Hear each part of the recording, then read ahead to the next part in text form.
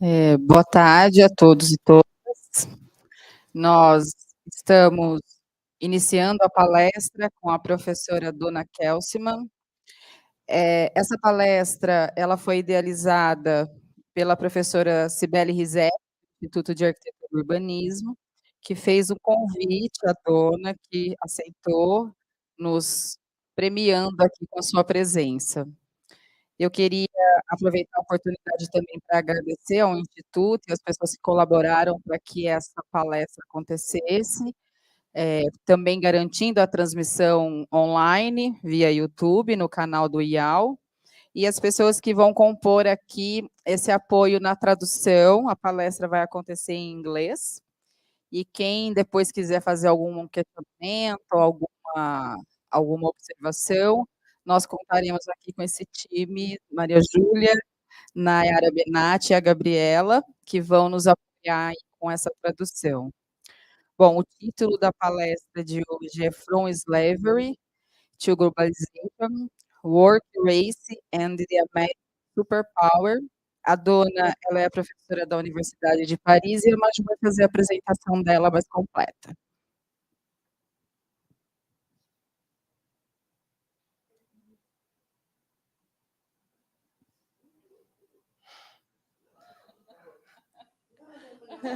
You want her to do it? Ela quer que eu treine o inglês. Não. Donna Kesselman is professor of the Université de Paris-Est Créteil and member of the Imagery Laboratoire, associate member of LISE CNAM. She published widely on comparative labor studies and gray zones, especially between the United States, France, Europe, and Brazil. She is currently coordinator of research grant on urbanization, ride-sharing drivers, and public space. She was coordinator of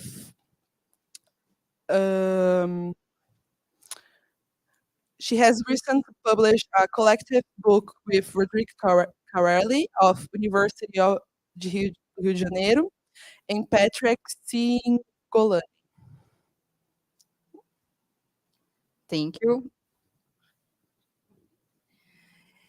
Hello. Well, I'm delighted to be here and to talk about this very important topic. And I hope we will have a discussion. It's very important to discuss perspectives, international perspectives on these questions. And as you will see, I am going to insist on the Brazil-US comparison. So your opinion interests me very much. You can ask questions and discuss whenever you want. We can have a discussion. So I chose this topic, From Slavery to Globalization, Work and Race and the American Superpower. So the class, race, and gender intersectionality debate. It is, of course, a very important debate that is taking place internationally. Now, what is the relationship between these three dimensions? The US is presented sometimes as a model of intersectionality because of its history, but also because of its actuality of current events and what's happening today. Also because of the resistance movements like Black Lives Matter, where women and Black women play an important role. So America has many important resistance movements of minorities.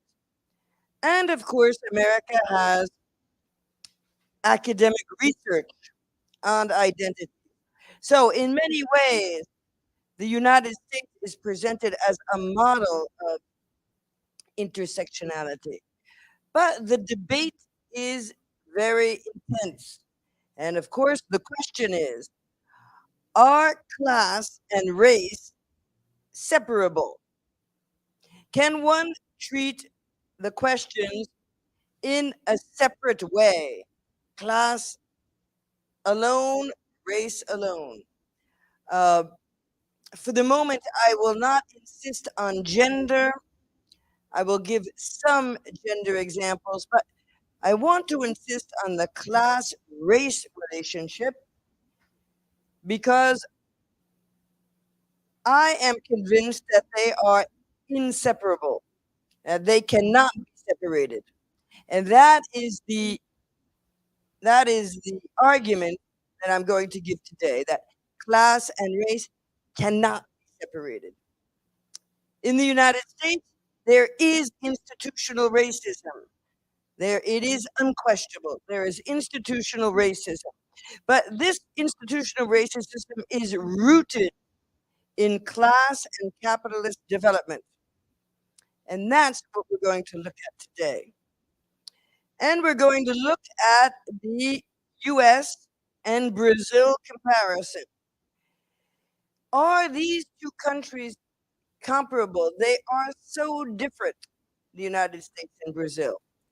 Well, in our research, in my research that I do with Cibele Rizek and others in our team, we have a Brazil-France team doing comparative research. We believe that it is important to compare the most extreme cases. And so Brazil and the US are comparable because they are very extreme and different. But we're going to see that there are many similarities as well. And I would like you, when I am talking, when we are giving the conference, if you see aspects that you believe are interesting to discuss, that are either very similar or very different, or any comment that you may have, please speak. It will be interesting to have the discussion during the PowerPoint, because after we forget or the context changes. So yes, I believe it is a very interesting comparison and also an important North-South comparison. At the end of the conference, I will discuss the France-Brazil comparison. It is also a very interesting comparison. They are also extreme cases, extreme contrasts. But France and Brazil maybe are more extreme contrasts than United States and Brazil. So the United States and Brazil, both countries experience extreme racism. But what is the cause? And are the causes comparable? Well, let's take a look at these questions.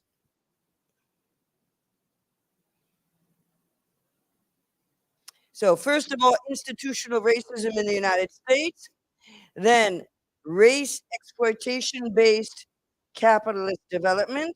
So my argument is that US capitalist development is based on race class exploitation. And then race and class, the horizons of emancipation. Okay, so first of all, the US has a persistent and widening racial wealth gap. Does everyone understand those words? No?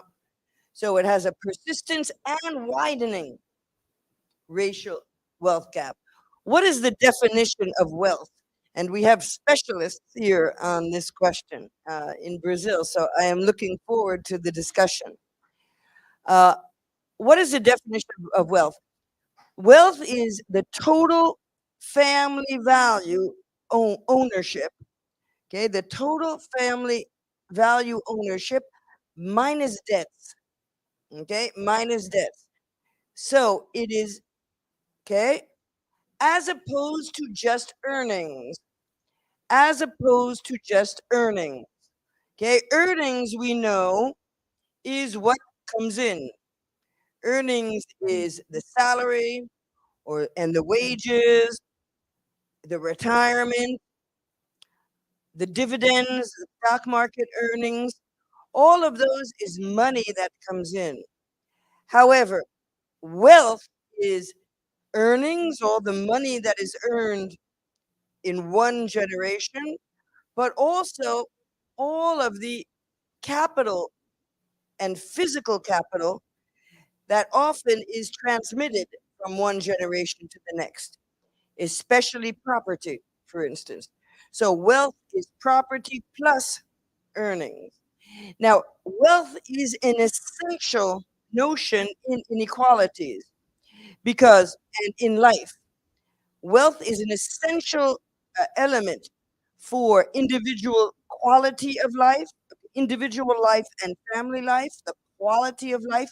These are all studies who have shown, who have made the relationship between wealth and the quality of life, social status.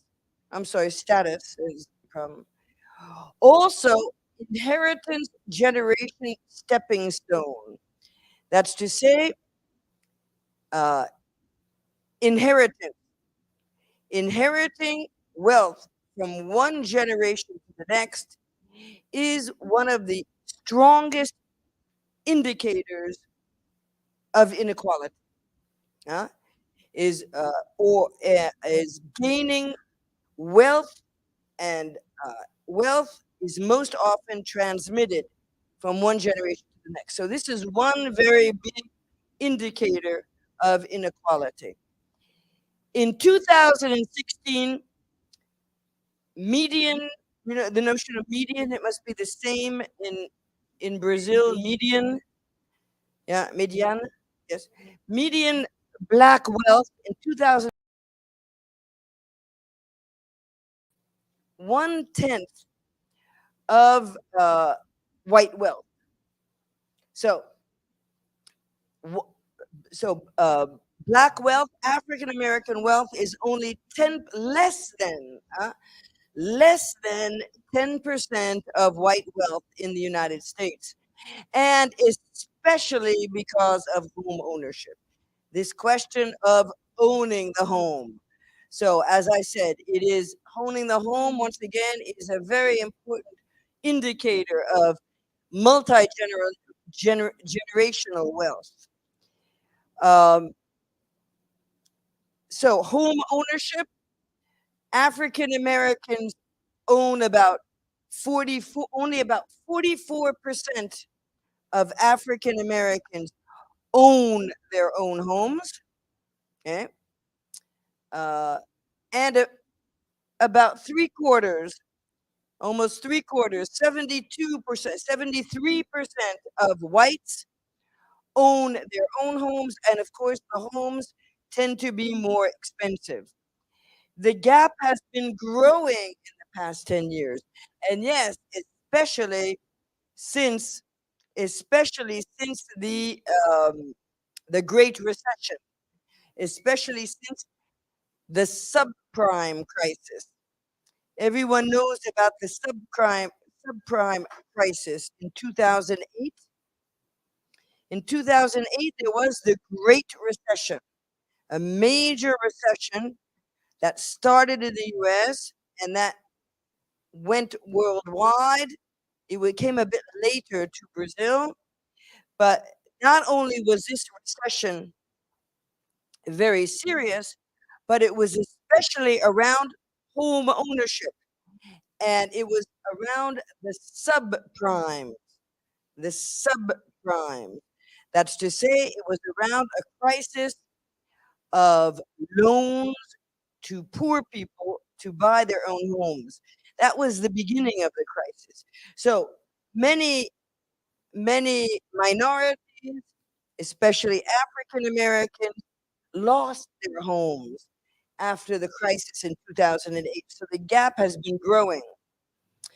And this institutional racism It is all over society, in every aspect of society. So it is in home ownership, but it's also, for instance, in health conditions. Okay,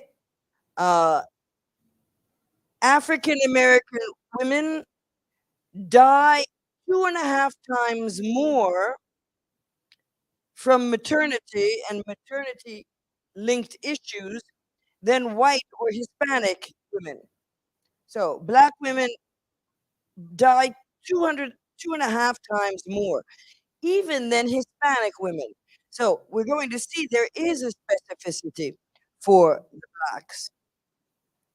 Infant mortality. Infant mortality is about 11 for 100,000 births. It's not 1,000. It's 11 for 100,000 births. That is about, okay, it's about, yes, it's about 5 times more than 5 times the US average. So more than, that's not really clear, but so infant mortality among Blacks is 5 times more than is 5 times more than the US average. And by the way, I checked right before this class, infant mortality for I guess it is 4,000. Yes, infant mortality for American Blacks, American African Americans is exactly 11 per 1,000, is exactly the same infant mortality rate as Brazil. So yes, the standard of living of Black Americans is like a country of the global South. So America is a modern, advanced country, but the inequalities and the extremes are enormous. And yes, Black Americans live comparably in many ways to the populations in the global South. As far as life expectancies between races, African Americans and Native Americans are the lowest. They are the lowest. At least 4 years less, at least 4 years less than white Americans.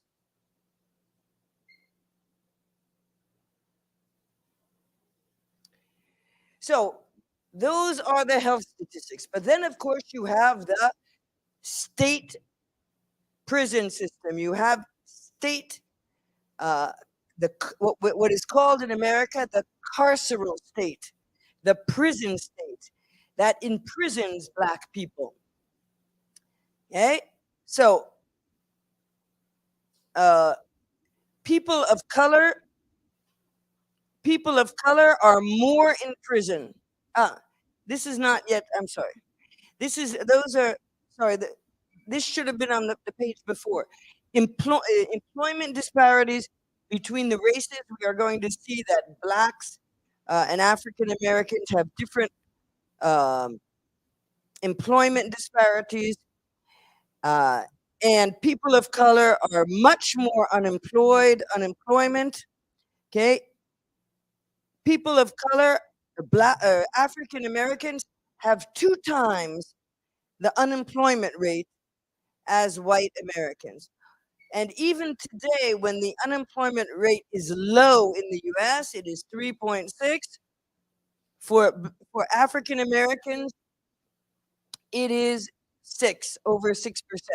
Whatever the unemployment rate, it's always twice as much for Blacks. Now, as far as the prison state goes, the prison state, to show that this racism is totally institutionalized, and it is very clear in the justice system that the racism is institutionalized. African American men are 6 times more likely to go to jail, to go to prison than white men. 6 times more likely. The sentences, okay, that's to say the judge gives a sentence.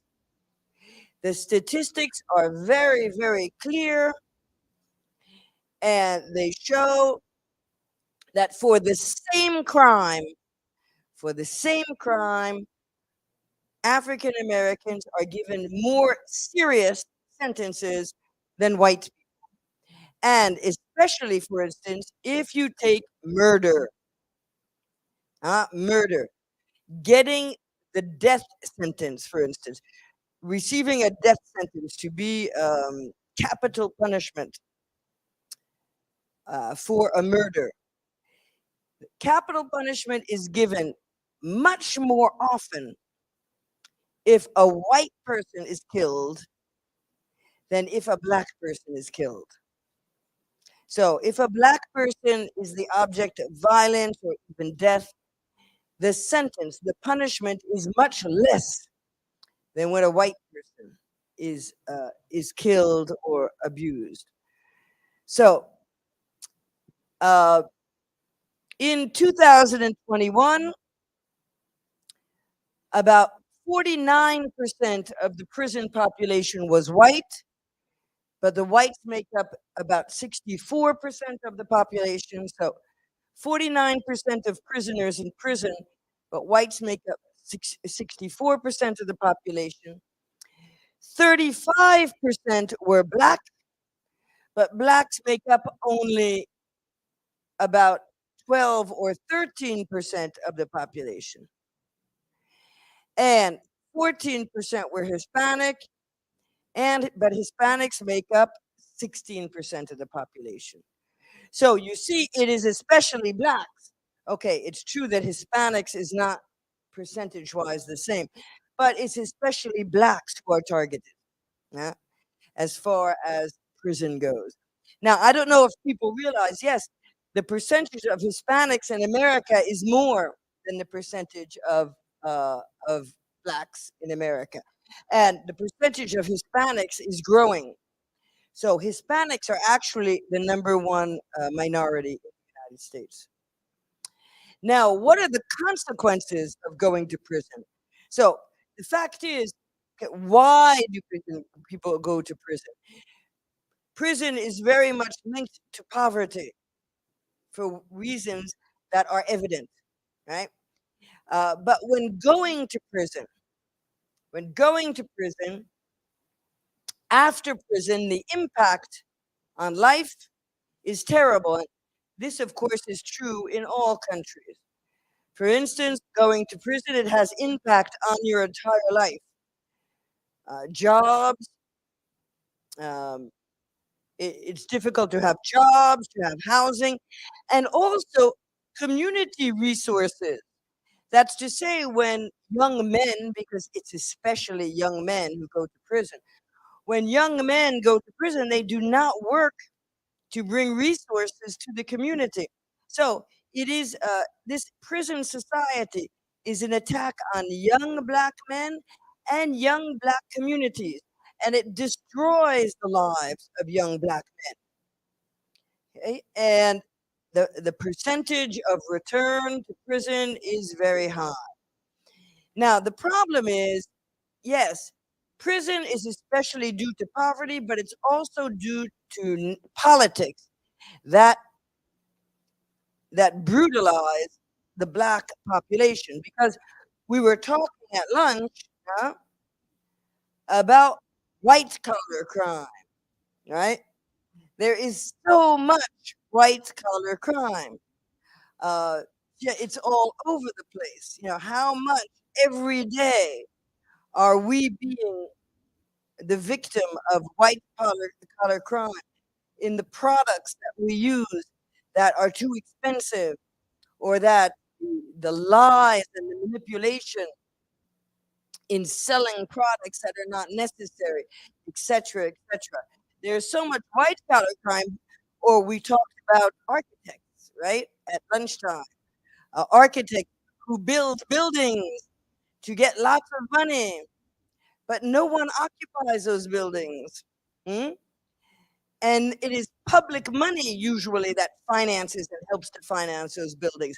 Now, don't those people steal more money than a poor person on the streets, right? So the prison system is very unfair. It is class oriented, and it is race oriented. Okay? It is race oriented. So police brutality, racial profiling. It is more likely for blacks to be killed by a police than whites. Everyone knows about police brutality in the United States. We saw how police brutality created the Black Lives Matter movement, and how it was very important about the Black Lives Matter movement. It was an interracial movement. It was not just black people. It was many white people who were against this terrible violence in American society. Okay? But how can you explain this this violence and this imprisonment if it is and the justice system that punishes black people more than white people? It is institutionalized racism. And by the way, it also makes a lot of money. The prison industrial complex. It's a billion-dollar business. Prisons are now almost all private in the United States. It is a very prosperous business. So it's also in business interest to put people in jail. Okay? And that, once again, it's public money that is going there. Okay, and the South.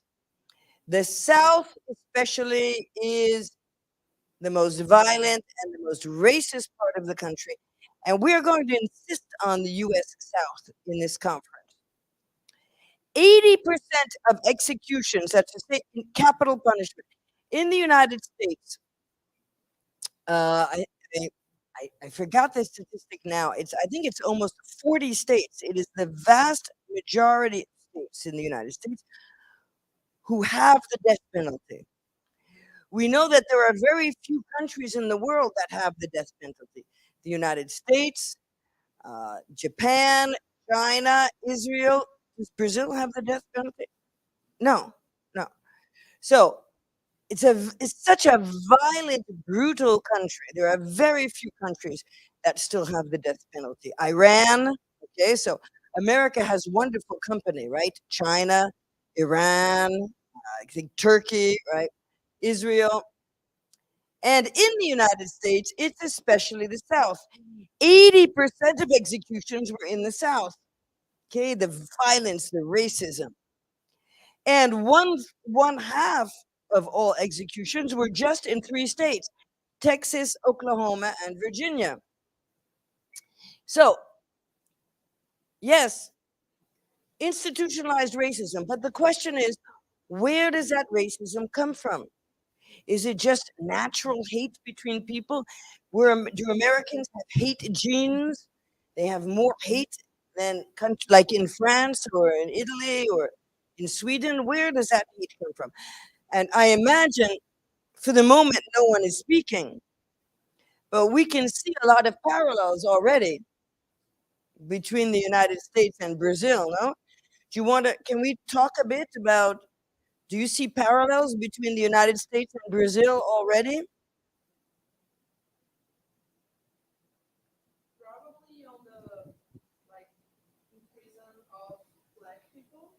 In Brazil, is more often to be imprisoned for a black person. In Brazil, is more often to be imprisoned if you're a black person.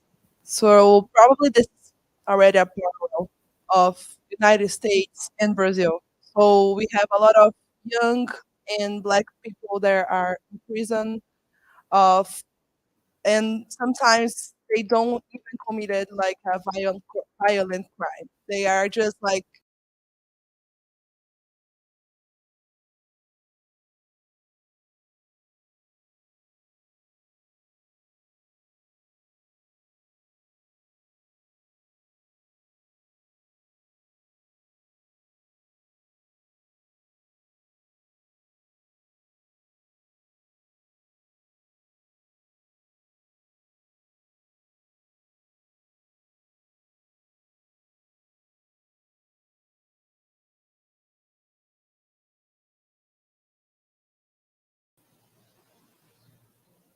How about the wealth, the inherited wealth?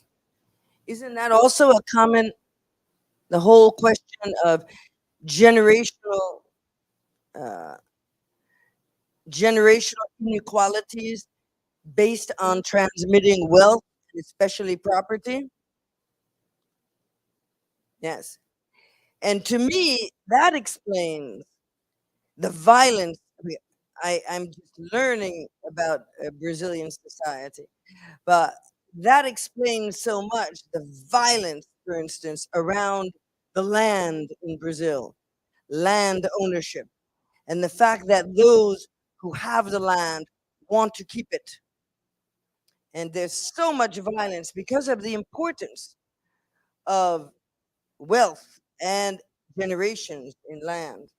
So I think that the whole question of the land reform is central to the notion of the global South. It's one of the characteristics of the difference between the global South and the global North. In the United States, we had a land reform, and everyone knows what the name of that land reform was. What was the name of the land reform in the United States? But it was the Civil War. The Civil War was the land reform that destroyed the plantations and took the land away from the latifundious in the United States. That's what slavery was. So it took a civil war. Taking land and wealth away from people, yes, it's a very violent process. And we're going to come back to that. We're going to talk about the American Civil War because it's essential to understand politics in the US. And by the way, yes, so I am here, as Joanna said, and by the way, thank you so much, Joanna, for inviting me to your class. But I'm here with Cibele, and that's how we met with Joanna, because I was giving a class to Cibele students. Because we are working on an international project that I will tell you more about afterward, comparing digital workers between Paris region and Sao Paulo region. And so I am here, while I'm here, I am studying many delivery boys, les motor boys and the empregados, the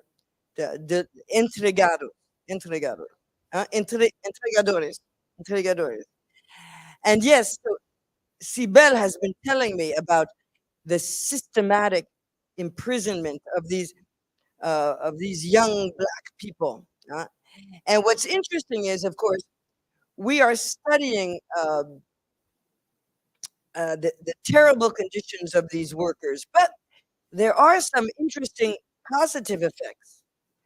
That's to say that among these delivery boys on bicycles and motorcycles, there are many who were in prison.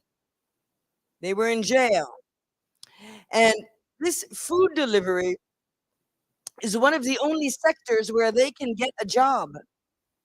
So it's interesting to see that even though, excuse me, sorry, Uberization is a form of extreme exploitation, there are positive aspects because it is an area of entering the job market for some workers who are very far from the job market and who cannot enter the job market otherwise. So it's interesting. Everything is always contradictory. When studying any topic that you are working on in your studies, always look for the contradictions. There is never any pure process. Processes are always complex. So, where does this all come from? Once again, are Americans and Brazilians just naturally more racist than the French and the Swedish? Is there a racism gene that we inherit? Could you go next?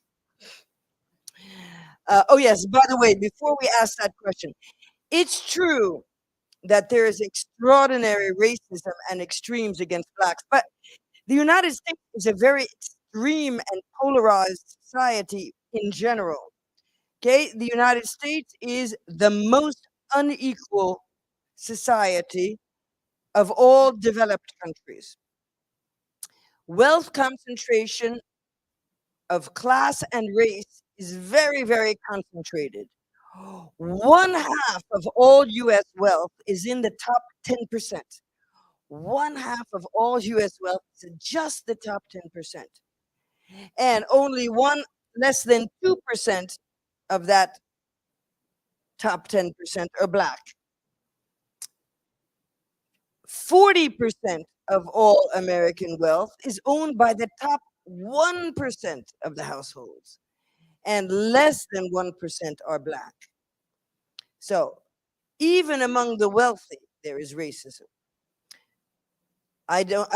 Usually I'm not very sad about wealthy Blacks, but just, so it's too bad that there are only 400 Black billionaires and not more, but that's okay. That's not our problem. But still, it just goes to show that there's racism even among the billionaires. Okay, in the United States, the 400 wealthiest billionaires have 3.5% of all household wealth. So, enormous inequalities. But once again, where does the racism come from? Are we born with a racism gene? Well, inequalities, in my opinion, the lack of respect for human life, and the fierce anti-unionism. We're not going to discuss this today, but if anyone reads French, I wrote an article recently about trade unions in the United States and the new movement. You've heard of Starbucks and Amazon and all those strikes. I wrote an article recently, and it shows the movements for trade unions, but also the very brutal anti-unionism. American employers hate unions and are very violent against unions. All of these lack of respect for human life, fierce anti-unionism, and violence in the United States, I believe, is rooted in the heritage of African American slavery and the plantation system. That's where it comes from. The fact, and I think that's probably true of Brazil as well, right? The incredible violence in this country. And maybe we could talk about it afterwards. From abroad, no one perceives Brazil as a violent country. We see the samba and the bossa nova and, the Copacabana and Ipanema. But when you come to Brazil, it's just very striking what a violent country it is. I would like to discuss that with you afterwards. But I think that that's probably also due, certainly, but I want your opinion, to the history of slavery. So yes, racism and US capitalism are inseparable. Okay, sorry about the E, that's a French E. I'm a bit lost in my languages. Capitalism does not have an E at the end in English. So racism and US capitalism, I believe, is a complex, integrated process. Racial inequality is rooted in long standard behaviors, beliefs, sorry about that. Racial inequality is rooted in long standard behaviors, beliefs, public and private policies, resulting in the appropriation of the physical, financial labor, and other resources of non-white people since before the United States. So, since colonial times, racism is rooted in the property ownership, the public policies, and all of American life since colonial times. Now, in this slide and in the next slide, I took citations out of text because I want to read them. I think they're very excellent synthesis of the ideas I want to give, and I thought it was better to read them together. So let's read the first one. So what is this long-standing integrated process? Okay, so I took this out of some the first text I took out of some, I don't know, some source that did not have a name, but I thought it was an excellent summary. The attacks against people in the United States, attacks against Native Americans, against their Native Americans, meaning the Indians. Now we used to call them the Indians, now we call them Native Americans. Their political status, you know, the fact that they have never been recognized as a people, land appropriation, then reliance on slavery for colonial, then the US economy, Jim Crow laws. I'm going to explain. I'm going to explain afterwards. Those are racist laws after the Civil War. Formal and informal policies that enforce segregation and severely limit opportunities for non-white Americans. Millions of African Americans then left the South to escape Jim Crow, those laws after the Civil War that were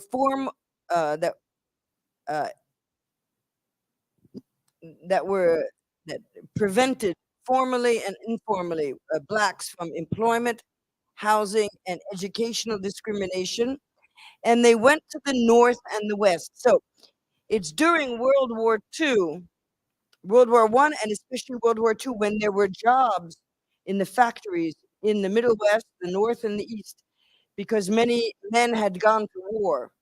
That's when the Black Americans went to the North, especially to the factories in the Midwest, the Northeast, and the West.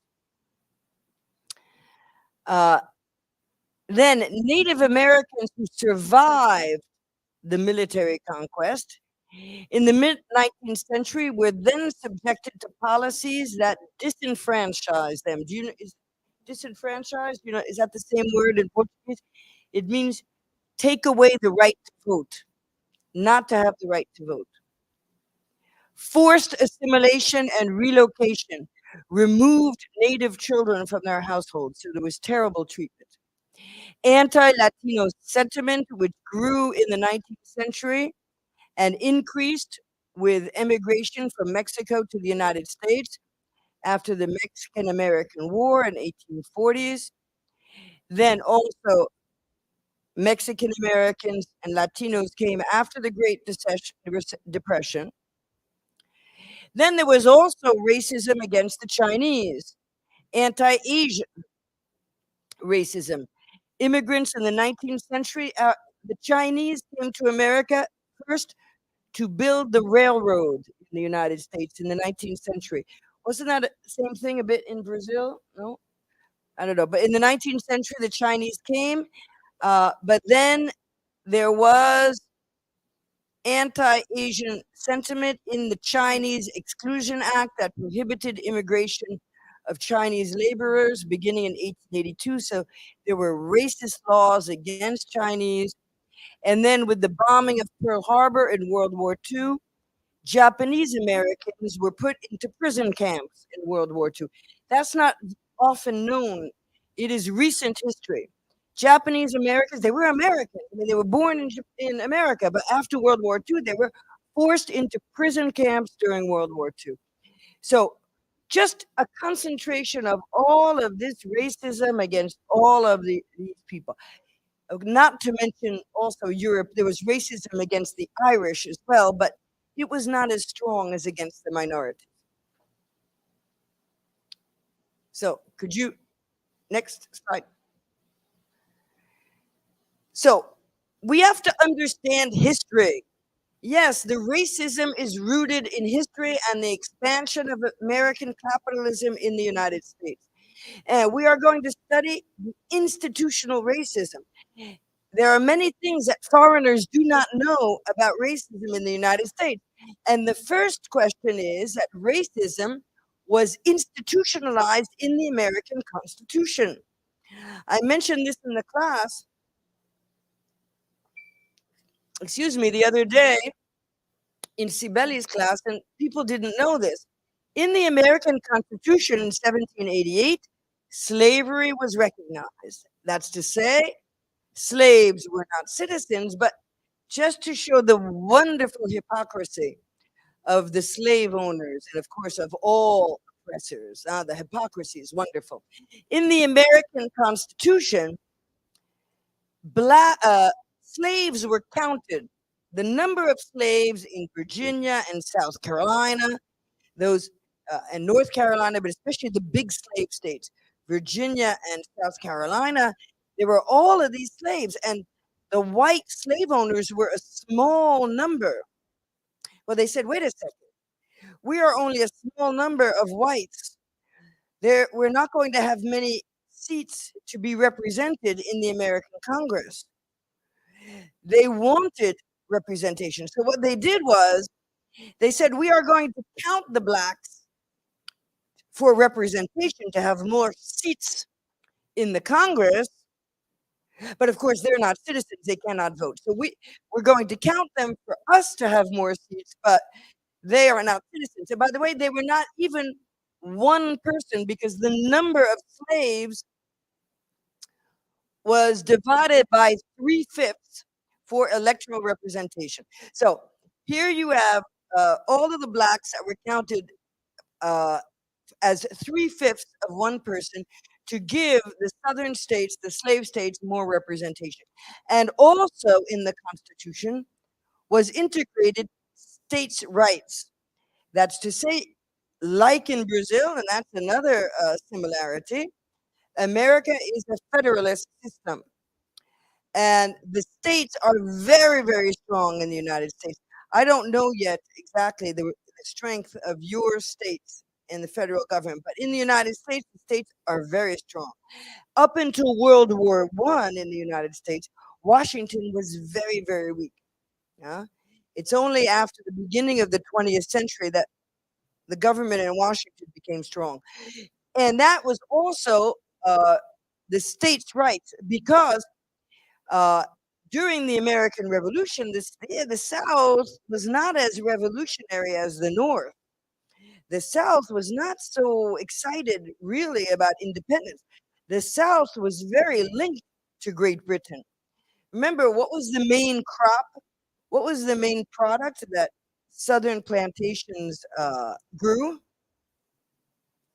What was the main product that were grown in Southern plantations in the United States? It was cotton. Cotton. And in the 18th and in the 18th century, in the 19th century, what was the country who was using cotton the most? The Industrial Revolution took place in England. And the Industrial Revolution was based on making clothes and textiles, the textile mills. The main producer, the main supplier of cotton to England was the American South.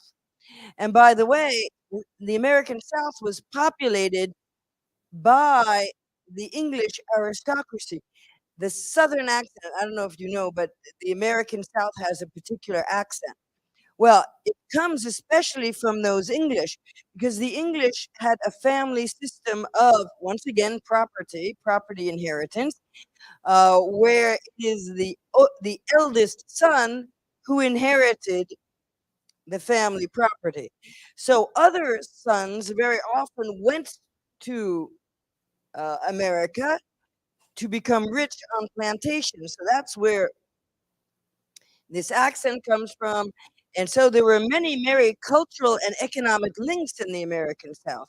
The American South did not really want so much the strong American government.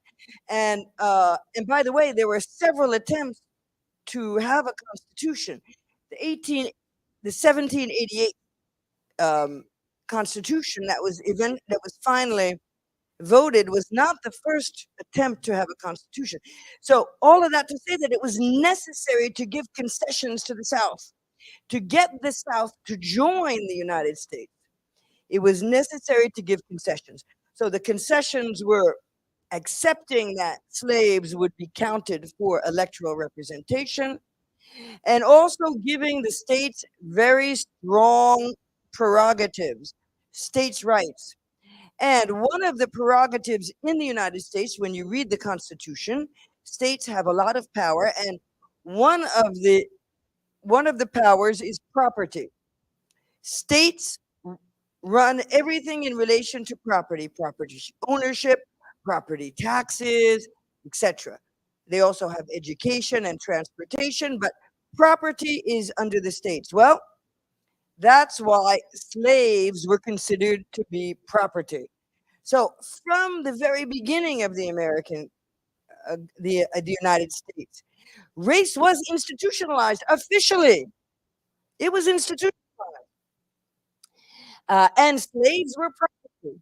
And the states could decide, and especially those southern states with all of the racism that came out of slavery. Well, just to show that history matters, and it is essential to understand history.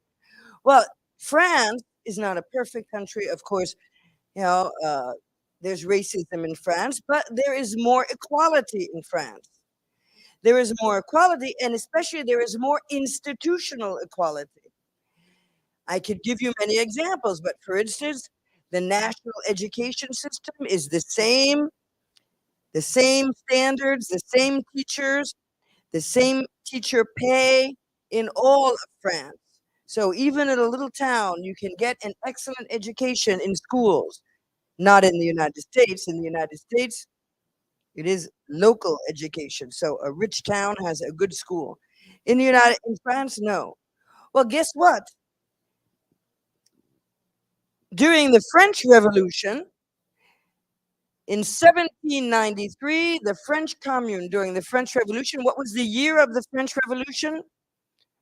The American Revolution was 1776, and the American Revolution was, the American Revolution was 1776, and the French Revolution was 1789. 1789 was the French Revolution. So, 4 years into the French Revolution, the French Commune, that's to say the Paris government during the French Revolution, freed the slaves. They freed the slaves. In the American Revolution institutionalized slavery. The French Revolution freed the slave. So that is part of French tradition. It's a very important moment. Now, be careful. It was not the wonderful white French revolutionaries who had the idea of freeing the slaves. It was the Haitian Revolution in Haiti, the Haitian Republic. In Haiti, the slaves rose up. The slaves believed in French revolutionary ideology. Every individual is equal. And so the Haitian slaves rose up and they imposed their freedom in France. Now, that first emancipation of slaves did not last long because Napoleon reinstored slavery in the early 1800s. But because Napoleon wanted to crush the Haitian Revolution. So the first liberation of slaves in France didn't last a decade, but it happened. It was part of the heritage of the French Revolution. It's very important. And by the way, the anecdote. So Napoleon went to war to crush the Haitian Revolution. And to do that, Napoleon needed money to pay for this conquest. And does anyone know where Napoleon got the money to pay for crushing the French Revolution? That's when Napoleon and France sold Louisiana and New Orleans to the United States. France sold Louisiana to the United States to get money to crush the Haitian Revolution. It's a very interesting historical anecdote. Okay, so that is the revolutionary period, So slavery is institutionalized in the United States. Then you add the Second American Revolution. Most historians say the Civil War was the Second American Revolution.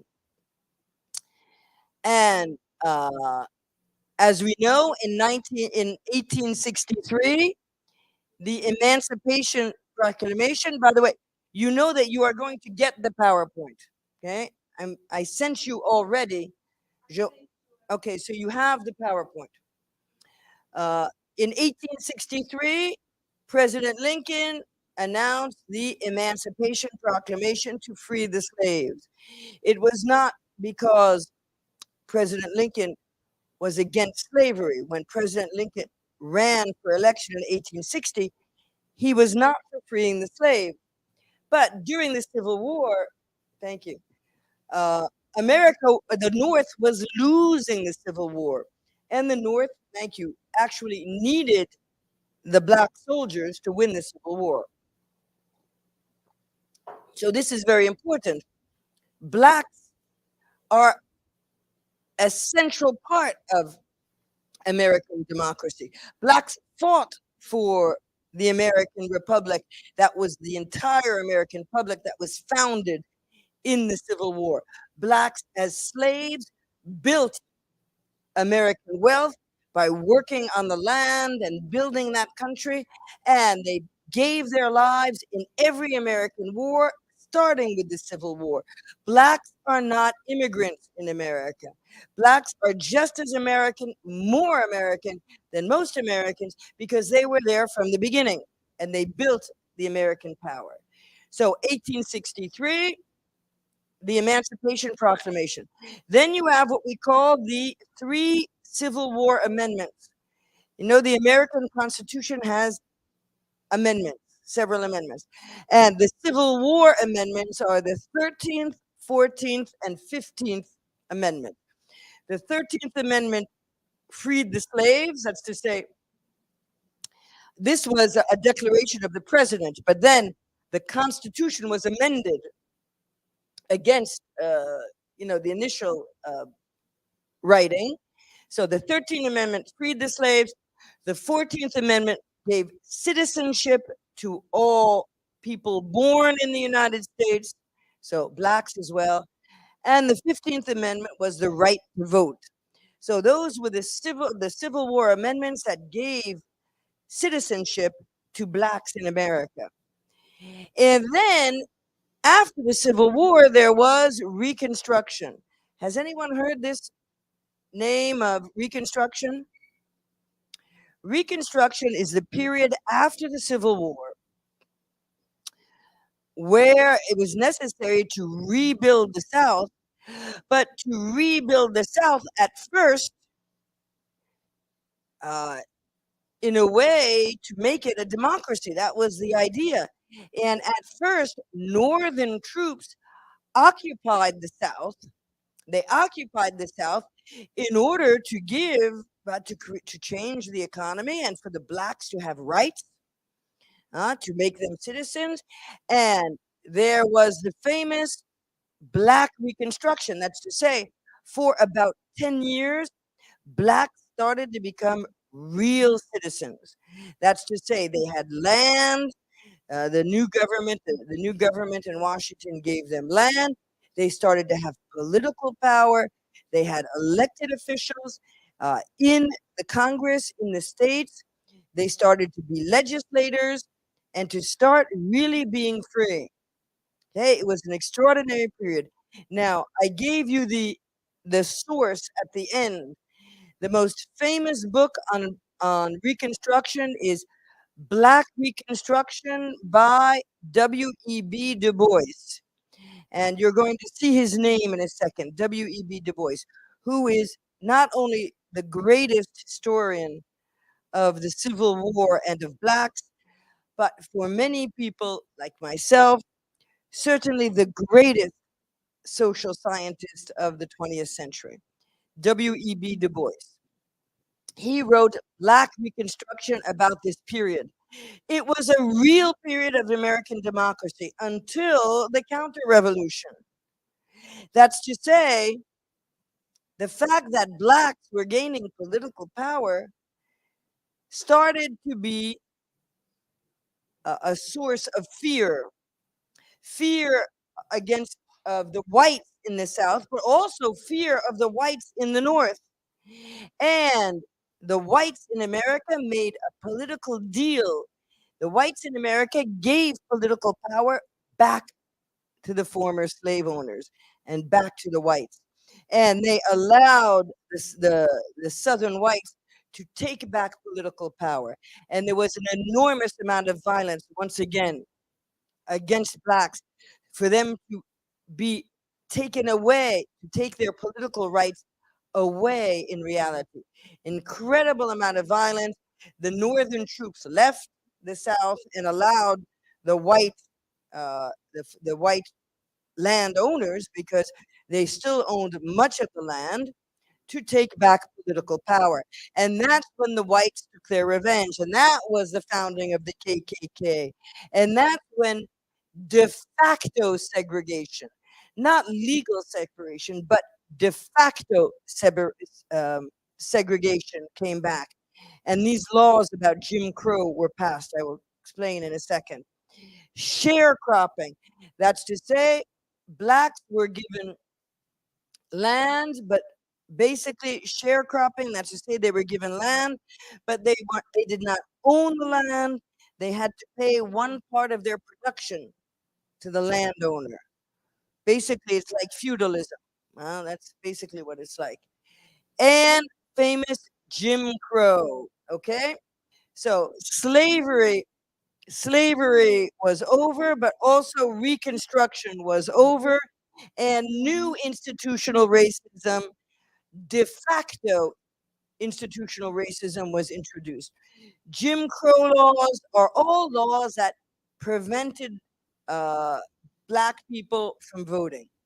Okay, they had all these crazy laws. Like you had to own property, or they had a grandfather law. Your grandfather had to be able to vote. So if the law says the grandfather clause, the law says your grandfather had to be able to vote.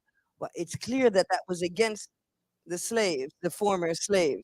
So all of these laws that prevented the voting rights, de jure segregation of schools, segregation was reintroduced. Okay, but it's not only in the South. The power of the South, the political power of the South, continued in the United States. And it continued even into the New Deal. Everyone has heard of the New Deal, right? President Roosevelt, who was the first to introduce a massive social state, the Social Security Act. You've heard of the Social Security Act of 1935, and also the Wagner Act of 1935. These laws that gave national federal social rights to workers. Well, guess what? There was an exclusion. There was an exclusion. All of these social rights were given, and union rights to organize in a trade union, they were not given to farm workers and domestic workers. First of all, who were the farm workers and the domestic workers? The farm workers and the domestic workers were the blacks. The farm workers in the South and the maids that went into homes were the blacks. Why were the farm workers and the domestic workers refused the same union rights and social rights? Because, once again, the problem of the political strength of the South. President Roosevelt was a Democrat, and at that time, the Democratic Party had a very large representation in the South. President Roosevelt wanted to pass the laws, Social Security, and the right to union organizing, but the Southerners said they wanted that exception. The Southern Democrats would not vote for the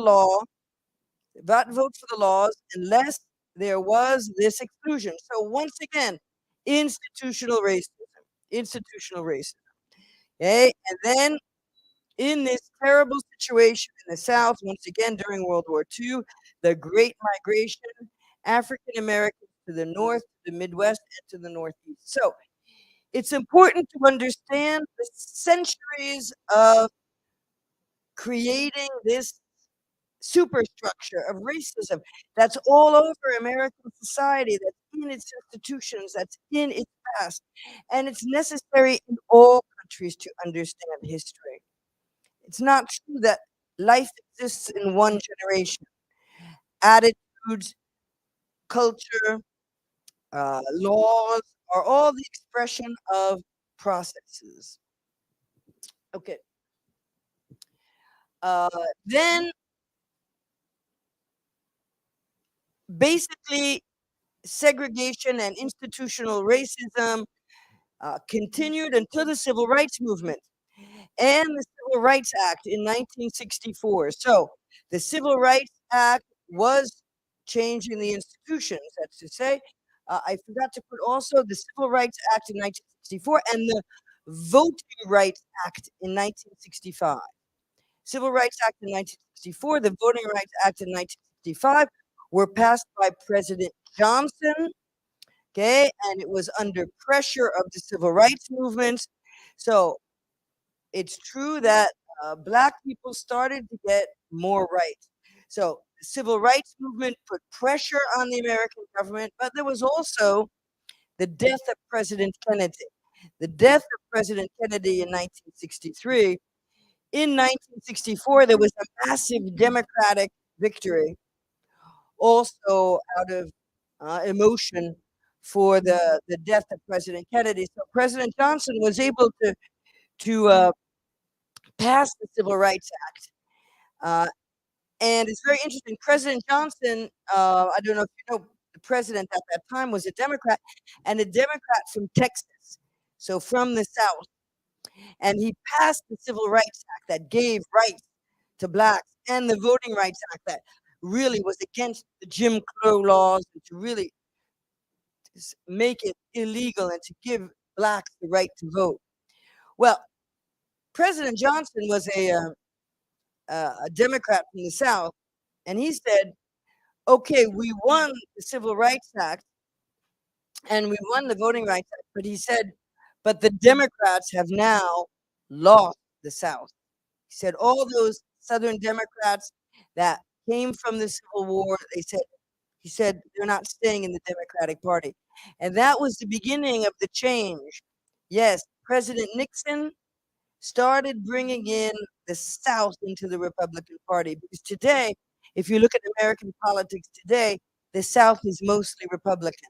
Well, it started in the 1960s, because in up until then and Roosevelt, etc., the Democrats had all of the South.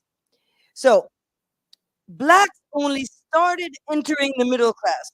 Civil rights, unions, and the African American middle class. Now, so first of all, I said civil rights movement to bring in acts and institutions and against unionism.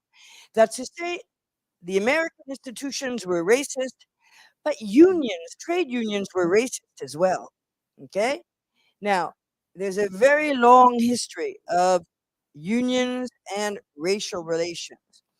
And I'm going to give you the reference of a political scientist whose name is Goldfield and who studied all of this. And he said that there were attempts in the 1930s and 40s to create trade unions of Blacks and whites, interracial unionism in the South. And that was very powerful. In Alabama, in the state of Alabama, there were many Blacks in unions, many Black miners. And he says, and I agree with him, if the unions had succeeded in unionizing Blacks and whites in the same unions in 1930s and 40s, there would be less racism today in the United States, because there would be more class consciousness and less racism, because most of the racism is really the working class. Well, the trade unions did not succeed and did not fight for those interracial unionism in the South. So the unions in the 1960s imposed interracial unionism. In the late 1960s, then, the Blacks started entering the middle class. Affirmative action, it's true, affirmative action in education, allowing blacks to go to university, in education, and in jobs, and in trade unions. It is the civil rights movement and the mobilization of blacks that forced the unions to be more open to blacks. And Africans started entering the middle class. In 1960, 43% of the white population completed high school. High school is secondary school in the United States. And only 20% of the black population. In 1960, African Americans, I say African Americans or black. I mean, it's the same in the US. African Americans had little access to education. Only 3% of African Americans had college degrees. In the US, we say college is university. In 1960. In 2019, things had changed. 73% of Native Americans, 79% of Black African Americans, 81% of Hispanics, 89 white, and 92% Asians had high school degrees. As far as college goes, 59% of Asians were at university, 42% of white, 37% of blacks, and 36% of Hispanics. Well, it's not enough, but we see the progress. Okay, so all of this was the civil rights movement. It was very clear, and affirmative action that led to affirmative action. Now, okay, the black middle class. So black middle class in the 1960s.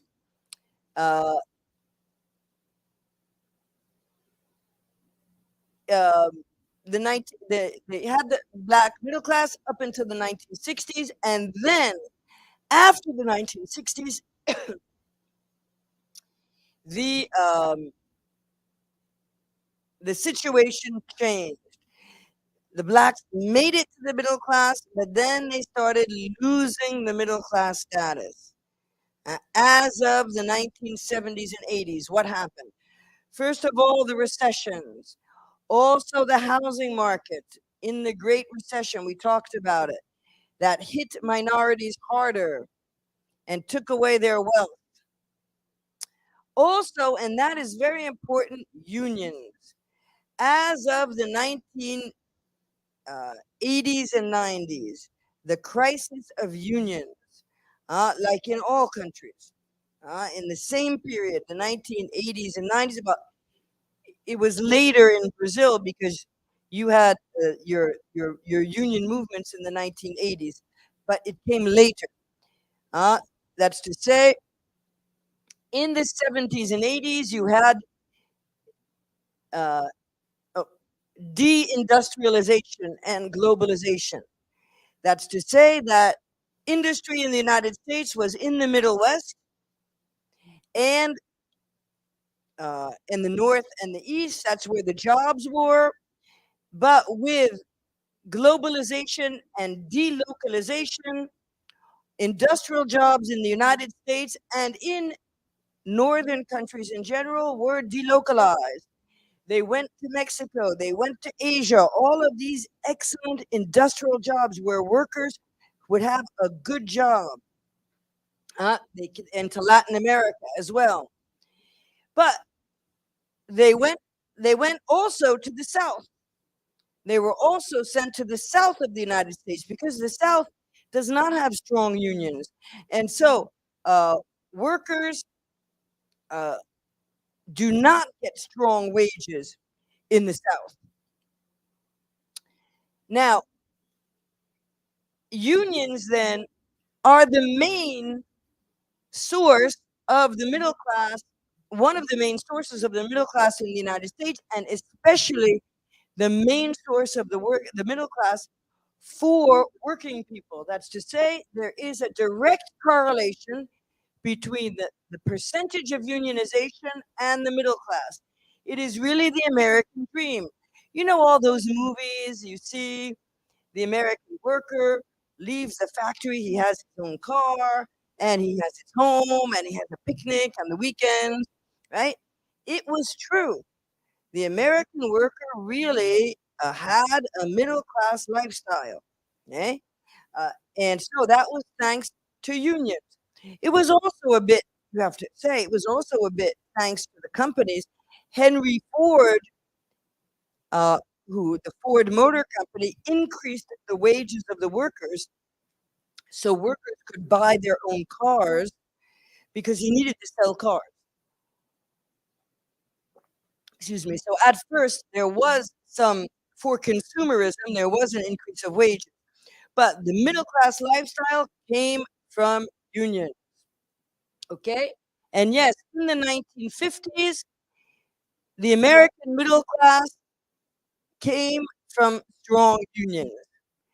But then unions were 1/3 of workers, 34 or 35% in the 1950s.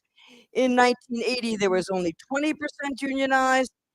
And then in 2022, only 10% unionized and only 6% of the private sector, 1/3 in the public sector. That is true in all countries. There tend to be more unions in the public sector than the private sector. But so basically, yes, there is a correlation between unions and the middle class in the American dream. I repeated that, sorry. And with deindustrialization, there were the destruction of unions.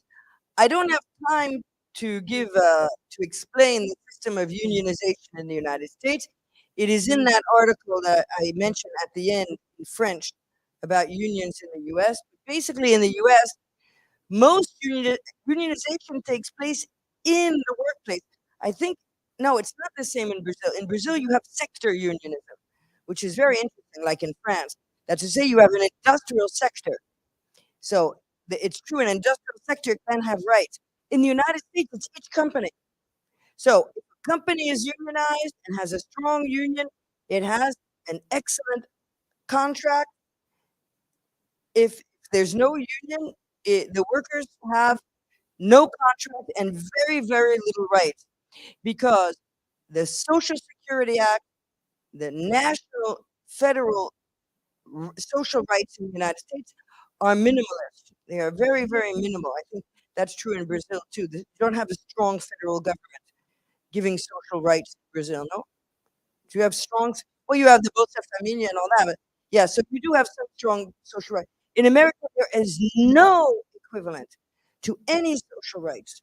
Uh, you just have a minimal retirement and health care. Okay, well, minimum retirement and minimum rights. The most rights come from the labor contract. And so if you look, not only is union important for the middle class, but it's important for the Black middle class. African American unionized. African American women earn 25% more wages than non-unionized women. So black women who work and who are unionized earn 25% more than Black women who work and who are not unionized. Okay, is that clear? Yes. A sindicato, sí, sir. Okay, trade union, yeah. So Black women who are unionized earn 25% more than Black women who are not unionized. Black men earn 20% more wages than Black men who are not unionized, and more benefits because once again, and we're going to see below, in union contracts, that's when you have health care, you have vacation, you have all of the benefits that come from work. It is in the individual contract, not a national law. So unions have much stronger benefits. And yes, minorities profit much more than even white workers because of racism when they are unionized.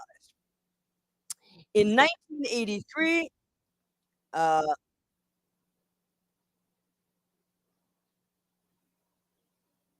yes, okay, in 1983, about 1/3 of all African Americans were union members.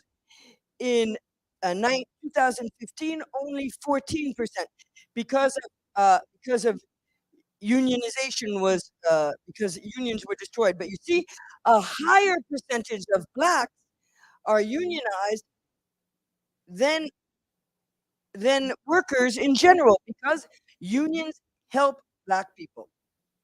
And today, because of the destruction of the industrial sector, especially, uh, work has gone to the service sector, right? More and more, it's a service economy, which is a tendency in most countries. But the problem is that in the service sector, there are almost no unions. It's very difficult to organize unions in a service sector. I can explain why afterwards. Most contracts are precarious, and there are very few union shops. So they are bad jobs, like McDonald's, but the McDonald's jobs, and working in a shop, in a loja, and all that. They're bad jobs, they're flexible, low wages. In the United States, no health insurance or pensions, because all of that is in the contract in the US. Okay? And the problem is that in the service sector, once again, it's especially minorities and African Americans. So all of the processes in the economy hurt minorities and African Americans even more than the regular population. Okay, so how is all this linked? So I think we've seen the first two major points. The first two major points. Yes, there is institutional racism in the United States. To me, there is no question about it. I mean, everything is up for debate, right?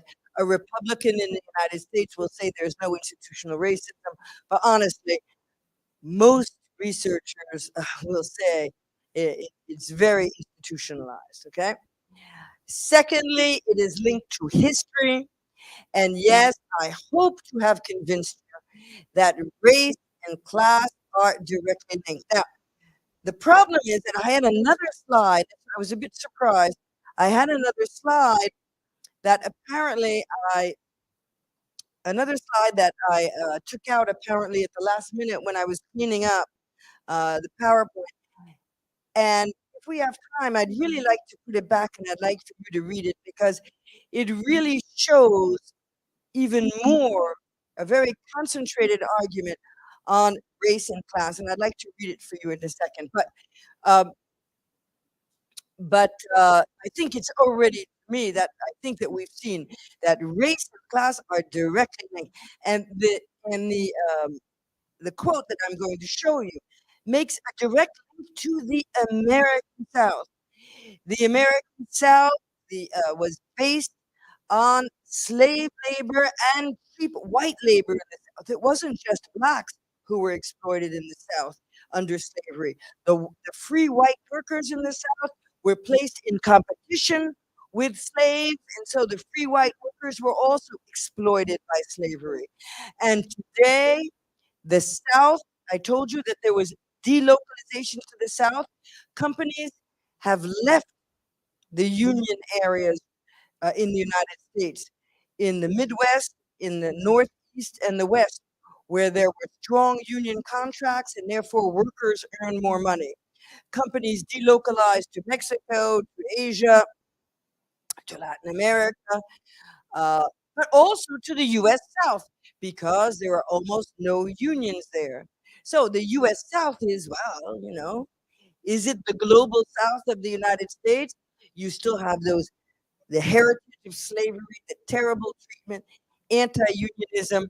And so it's the US South attracts companies by saying we have cheap labor, cheap labor, cheap labor. So based on those race relations and those difficult work relations inherited from slavery.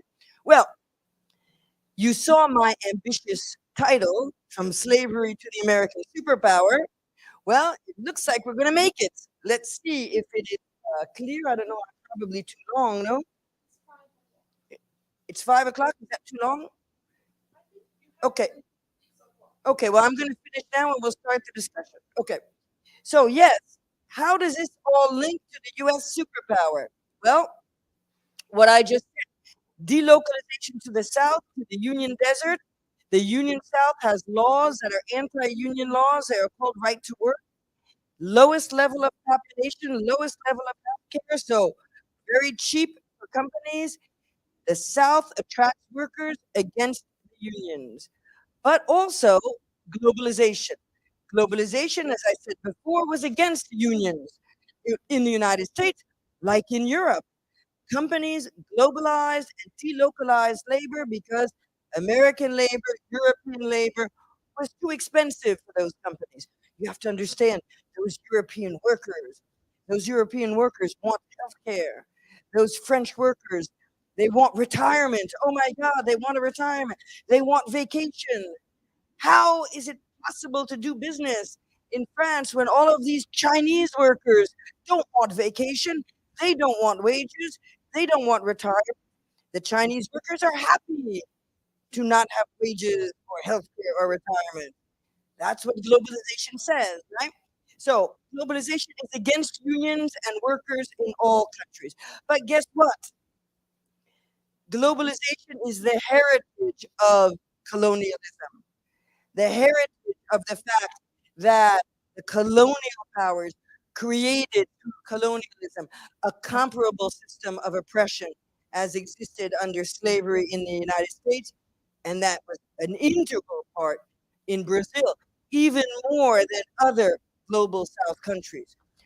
Your slavery system was so comparable to the United States, and I'm starting to learn about your system of slavery, which was even more brutal than in the United States. And of course, that wonderful documentary that is Democracia in Vertigem, which is just a remarkable document. And you know, it won an Oscar. You know that because I watched it again because I practiced. Estou aprendendo português, and I watched it, and I watched it a second time to practice. And she shows in the beginning that it was cheaper to import new slaves than to keep slaves and to reproduce them. So your system was horrible. So yes, globalization today is based on that international system of colonialization and slavery that created the US South and the global workshop of oppressing global workers. And all of this has the expression in US politics. You know, our wonderful President Trump, well, of course, you have a wonderful president too, right? But everyone has their right to their own opinion. I don't want to insult anyone. There are possibly voters for Mr. Bolsonaro in this class. I don't know. So everyone has the right to vote who you want. But President Trump, as you know, used racism in the MGA. Everyone knows now what MGA is, right? Make America Great Again. MAGA. Oh, no, it's MAGA. MAGA, I'm sorry. Make America Great Again, right? President Trump.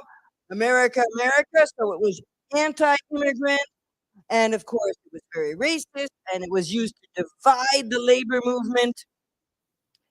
And it created, and because of his racism in this situation of globalization, there was such disarray among white workers, disarray, frustration, because the white workers with globalization lost their jobs. All of those middle-class jobs in the Midwest, in Detroit, in Illinois, all of those workers lost their excellent union jobs from globalization. So they became anti-globalization. And of course, it created racism, and they blamed the Democrats who were for globalization. And that's why President Trump said, "Make America Great Again." And he said that he was defending the white workers and the white working class, very racist and violent. Of course, it was absurd because President Trump was a billionaire inheritor, right? By the way, inheritance. President Trump inherited his billions, but he said he was defending the white working class. And I don't know if you realize this. It is because of President Trump's demagoguery and racism that he won the election in 2016. In 3 states, Pennsylvania, Michigan, and Wisconsin, those 3 states gave the election to President Trump in 2016. They are working class states where there were strong unions. Michigan is Detroit. It is one of the strongest union states. It had massive working class and middle class, blacks and whites together. 3 used to be very working class that used to be Democrat. Hillary Clinton was so sure that she was going to get these 3 states that she did not even go and campaign. And she was born in Pennsylvania. She came from Pennsylvania. But the Democrats believe the unions are going to support us. No, these states voted for President Trump, and it's especially the white workers who gave Trump the election. That's to say, 1/4 of the Obama workers who voted Obama in 2012 in these states, 1/4 of the worker voters who voted Obama in 2012 in these states voted for Trump in 2016 and gave Trump the election. So it was directly that white working class nationalism, protectionism, racism that gave that class. So we see ideologies and territories. Yes, the fact is there is new nationalism. You know very well the new nationalism by Mr. Bolsonaro, and in many countries today, whether it be in Hungary or Turkey or other countries, there is a new nationalism based on racism. Well, based on racism, and so there's a sort of reaction to all of this globalization, but it still is still based on dividing the workers and racism that is rooted in all of this past. So the global South and the US South as union deserts.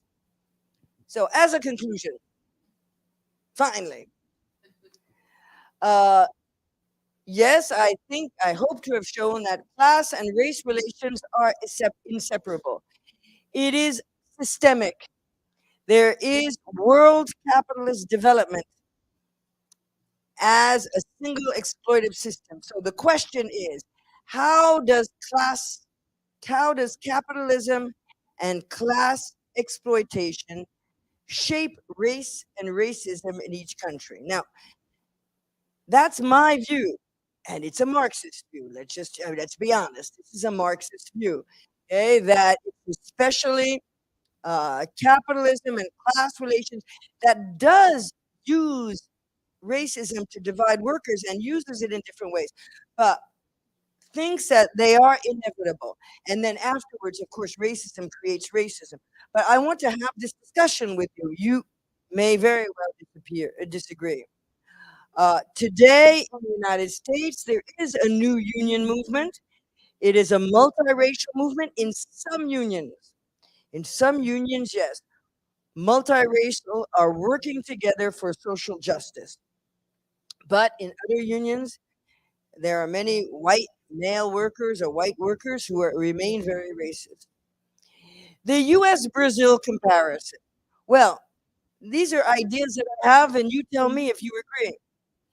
It's true that both are unequal multiracial societies from north to south, but there are still many comparable aspects.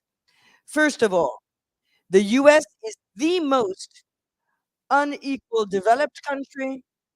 Brazil is one of the most unequal countries in the world. So that question of inequality, very strong. So maybe are the reasons the same? Maybe they're not. But there are some similarities, at least in historical development.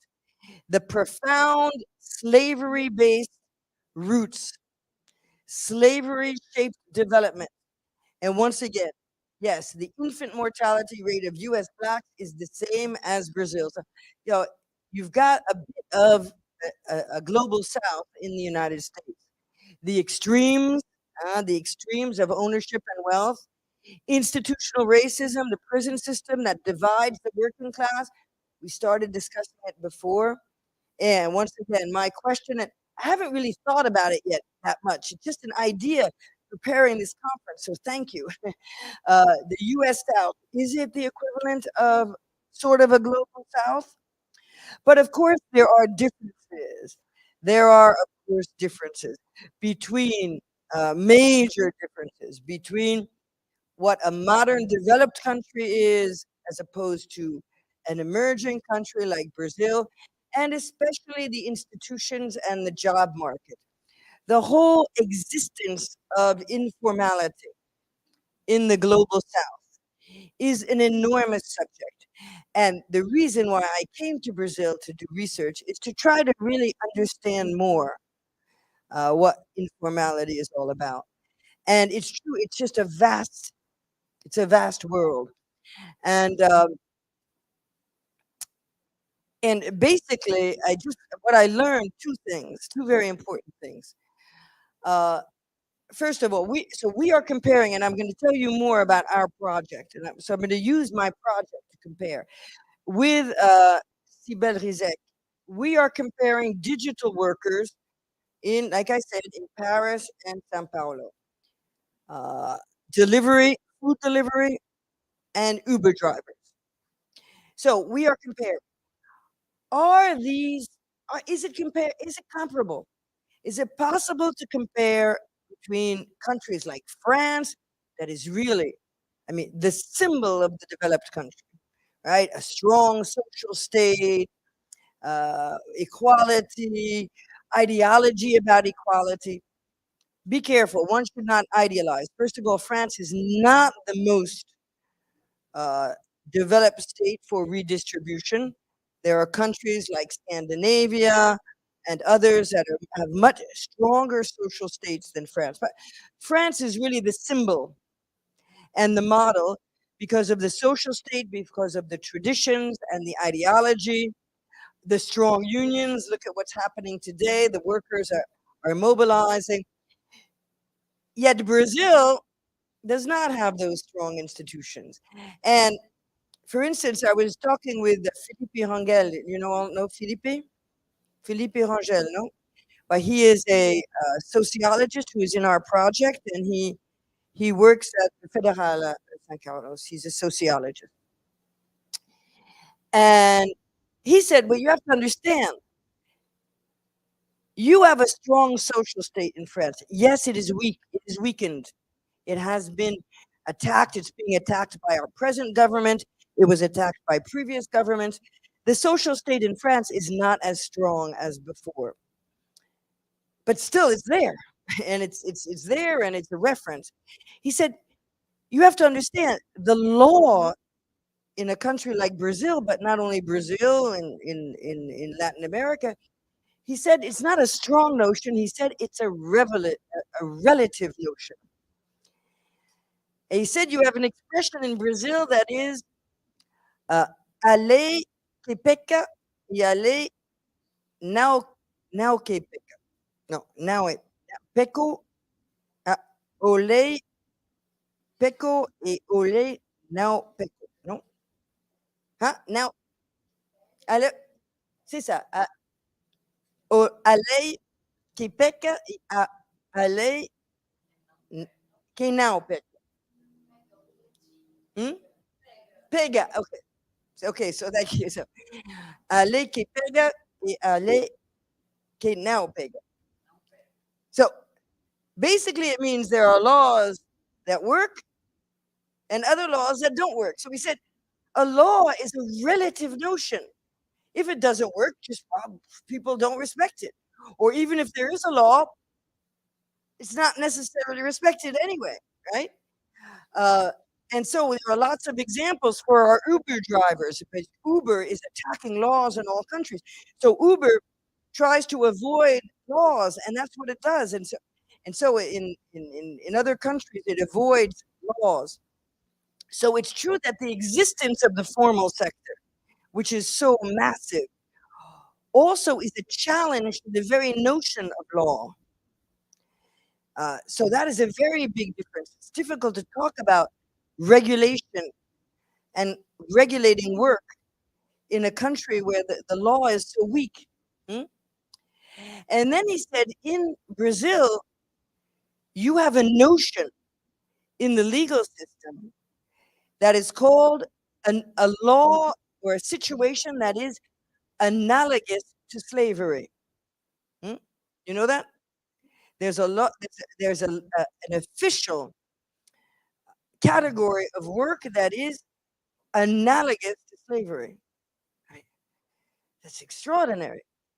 It is officially recognized that there are situations, according to the law, that are basically slavery. Basically slavery. Well, you know, when we talk about the exploitation of Uber drivers or food deliverers, well, they are very exploited in a country like France, but in a country like Brazil, when many workers in the formal sector are also terribly exploited, the informal sector are terribly exploited, when some are working in slavery conditions, well, it's difficult to compare with a country like France. Well, we are comparing, and we believe that there are comparisons to be made, and I can tell you about the comparisons afterwards, but let's start the discussion.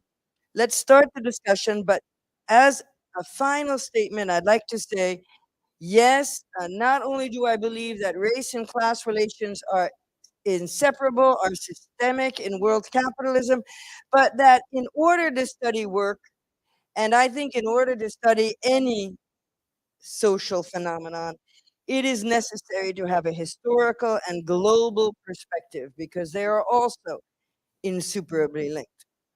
Well, I did it. I went from slavery to globalization. I hope it was clear, and thank you.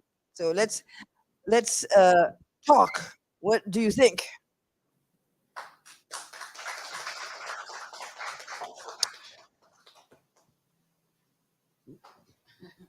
And you can talk in two languages, right? I can understand Portuguese if you get. Thank you, Dona. Eu gostaria de agradecer a palestra, as meninas vão fazer depois a tradução para ela, a palestra da Dona, e tecer breves comentários com relação ao que foi exposto, trazendo para uma perspectiva do Brasil, né, que você já faz, mas apontando, assim, algumas aproximações e algumas diferenças para que a gente possa conversar também. Compreendeu? Não precisa? Ok. Perfeito. Falar devagar. Bom, a gente percebe na tua exposição uma presença muito forte do Estado, né, nessas instrumentalizações da marginalização, da exploração, da violência, e no desenvolvimento de políticas que garantem a manutenção dessa violência, principalmente voltada aos corpos negros. Entendeu? No Brasil, a gente tem essa participação do Estado desde o período colonial, onde uma série de ações foram também instrumentalizadas para garantir a manutenção dessa vivência da violência com relação à população negra. No pós-abolição, essas políticas ganham, né, algumas mudanças, mas continuam efetivamente atuando de forma a fazer com que esses sujeitos, negros e negras, permaneçam num lugar de marginalidade, de exclusão, de violência. Ainda assim, por mais que os índices sejam muito similares, o Brasil, as pessoas que estão encarceradas, a maioria são negras, jovens negros morrem a cada 12 minutos, as mulheres negras são as mulheres que mais sofrem violência doméstica, a população negra é a população que mais está nas periferias, em condições precárias de moradia. apesar de todos os índices, ainda assim nós temos pesquisas que estão trazendo essas informações à tona, e ainda assim há um costume muito arraigado de postular que o Brasil vive numa democracia racial. Aí eu gostaria que você comentasse um pouco isso, para além de todo o histórico de movimentos negros que nós temos desde o período escravista, né? Esse movimento, essa busca pela mudança, né, de um acesso à cidadania, acesso à saúde, acesso à educação, foram pautas sempre presentes dos movimentos negros.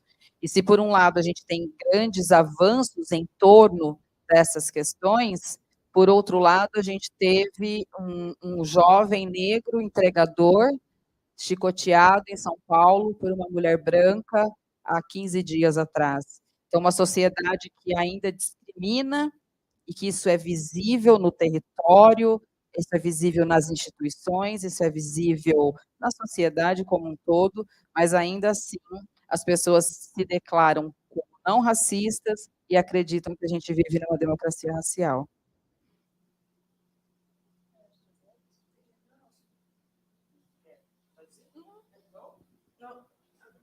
Alguém quer já, a gente pode abrir já para conversa e complementar essas minhas observações?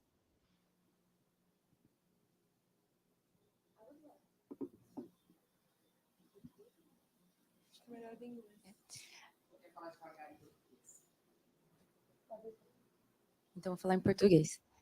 Ela falou a respeito das prisões e eu queria te perguntar. Here? Ok. Eu queria te perguntar a respeito das prisões nos Estados Unidos, que aqui no Brasil a relação entre prisão, a negritude e pobreza, né, é tudo conectado. E dentro da prisão, parece que isso se aumenta também em relação à violência. Estou pensando como fala PCC? De organizações criminosas que se organizam dentro das prisões. E a relação também entre prisão, crime e religião. Eu queria saber como que isso está presente nos Estados Unidos.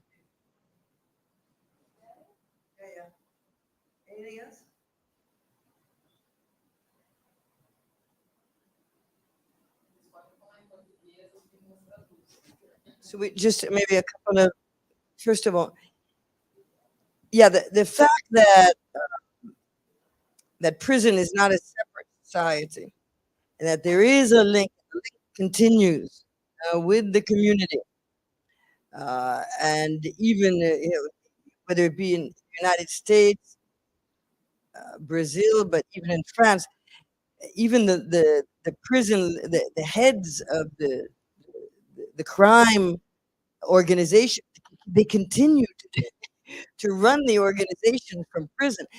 Even in France, it's just incredible the way they find a way to do it.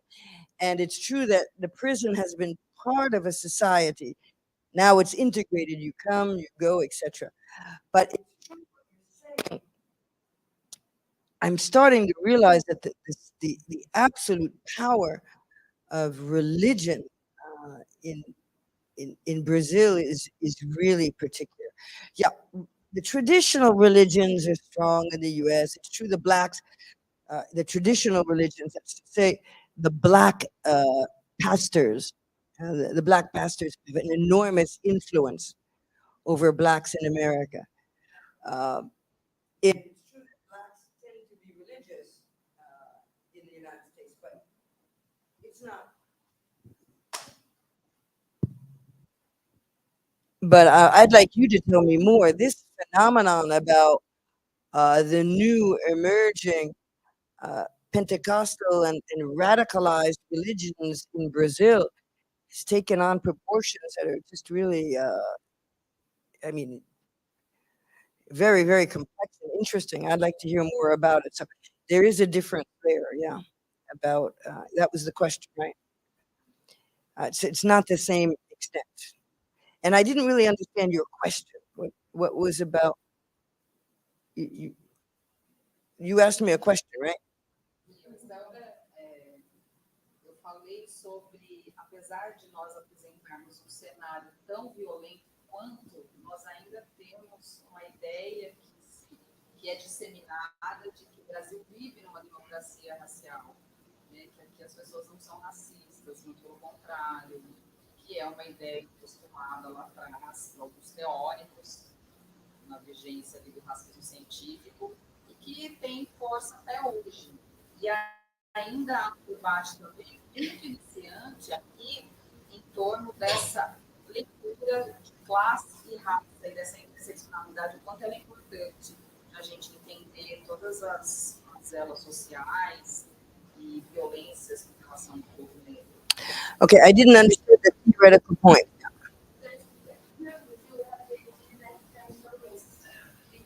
Ah, So she's asking you some, yeah, usually we say there's no racism here because everybody's the same. And I think Brazil, yeah, the idea that it's a equal country. And I think it's different the idea of black people here in Brazil and America. The color, I mean the color, the kind of people you think are black or not black when you are talking here. You can, I don't know, think about famous people in Brazil. Neymar, if he's black or he's not black. Himself, he understands himself as a white person. So the idea of black or not black people here in Brazil is different, and the idea of racism is different too. And this is something that she was telling. This is something we say in theoretical situations and even in our everyday life. And she would like you to ask to comment about this. I just want to hear more. I want you to tell me more about. Yeah, no, I can't comment because I want to know more about. So if it's not racism, how do you? So you're saying that. So, yeah. So are you saying that no racial? You can't say no racial violence in Brazil. No. Is something like we say there is no racism. Like when when they ask people in the street, they know someone that is racist. Everybody says yes, I know. But like when they ask, "Are you racist?" Everybody answers no. Yeah, but like the thing in Brazil is a lot of people know people that are racist. They say I know people that are racist, but like the percentage doesn't match. You know, like they say they are not racist, even though they when they are being racist. So it's like we try to cover up. You know, like Brazilian society tries to cover up their own races, and it's kind of that's right. Yeah, so that's the point. You know, like people when they look out like from out to here, they see like equality, everybody is equal. Don't like we don't hate people that is black, but like when you are here and when you're black, you suffer this we say racismo velado. That is like when they cover, mm, hide racism. So even though you are behaving in a racist way, most people say that's not racist. Yeah. How do you, as social scientists, how do you analyze it? It's racist. It's racist. Yes. How do you? Yes, we say it's racist, but like the general population, that's not the way they see. You know, like when you ask like for most people, they think they are in an equal country. So that's kind of the yeah the people in power like kind of help this to like to hide this racism. So when we were like studying Americana, for example, we were talking with the movement, the Black movement, and they said that they were like asking for like to create like this group inside the mayor's house so they could like fight for Black for things for Black people. And the thing they answered them was like, there's no Black people in Americana, even though there is, you know? So it's kind of this way, they just ignore they are there, you know? That's the point. Certainly, it's there. Yeah, I mean, there's some very radicals, of course, who will say that they are against blacks. Of course, we have to go back also to the history of racism, right?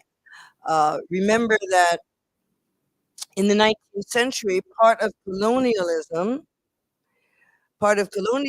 was using science to justify slavery, to justify colonialism and slavery, right?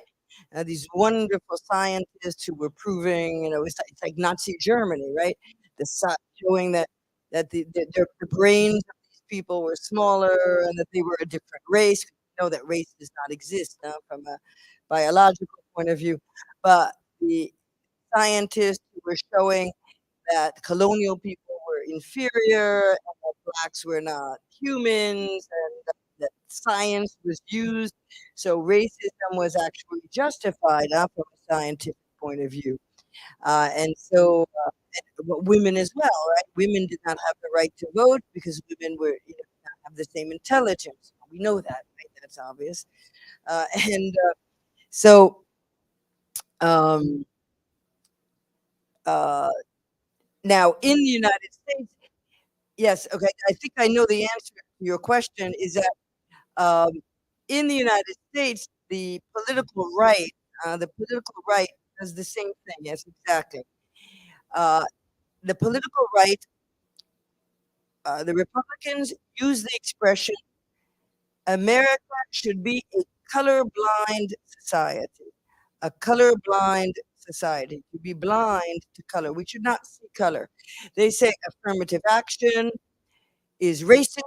They say affirmative action is racist because giving advantages to people is racist. They should have the same rights. We believe that exactly. They say that there should be no advantages based on race, and so they want to get rid of, for instance, the whole uh, black middle class. It's true that affirmative action helped bring uh, black children into the educational system in the 1960s, 70s, and 80s, and that created black professionals and a black middle class.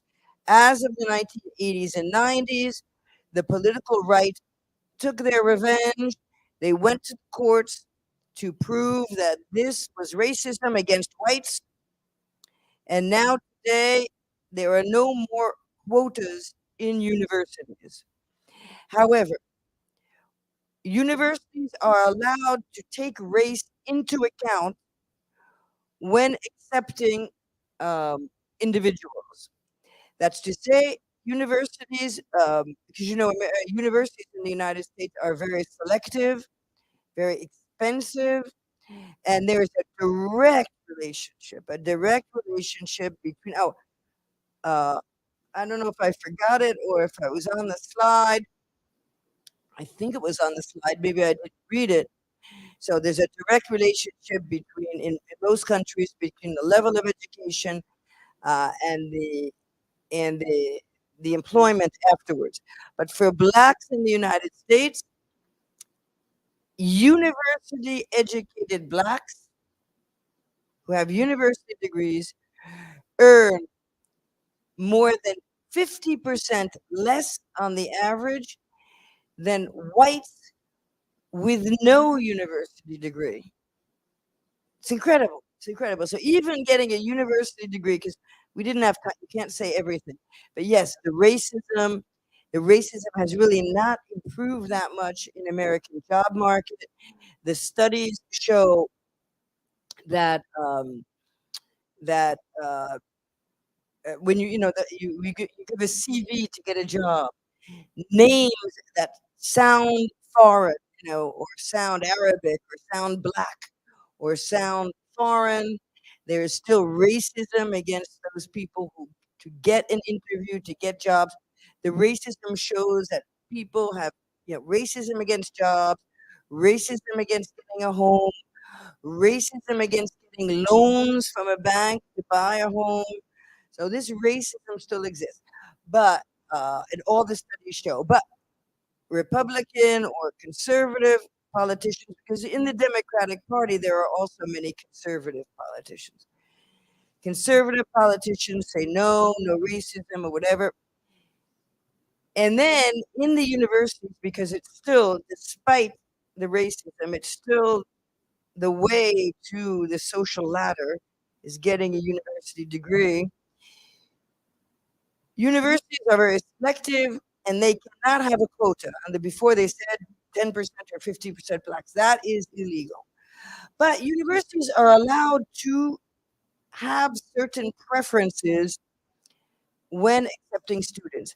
For instance, let's just say in the orchestra, they need trombone players or trumpet players.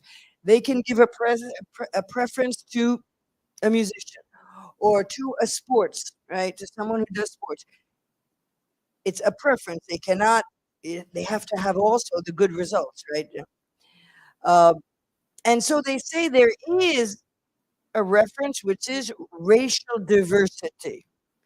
So a university is allowed to have a consideration for racial diversity. So it is a bit.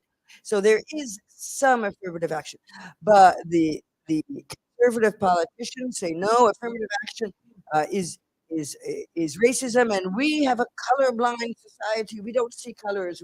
There's no racism, etc. So that's, I think, what you wanted to hear.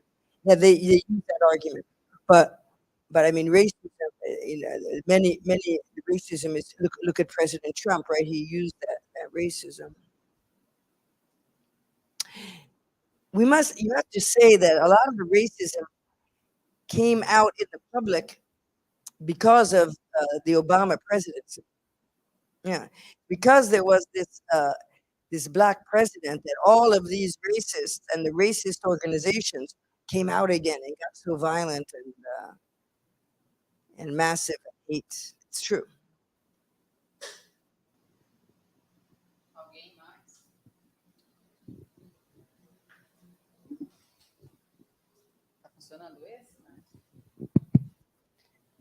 Eu falo em português? Vou.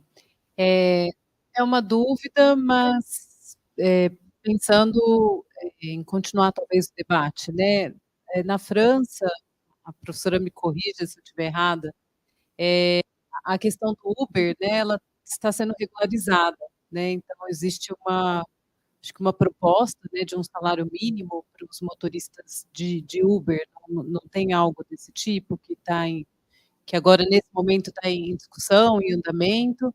Era mais para trazer uma discussão. Eu não percebo, né, como no Brasil essas profissões, acho que está difícil de ler meu lábio, né?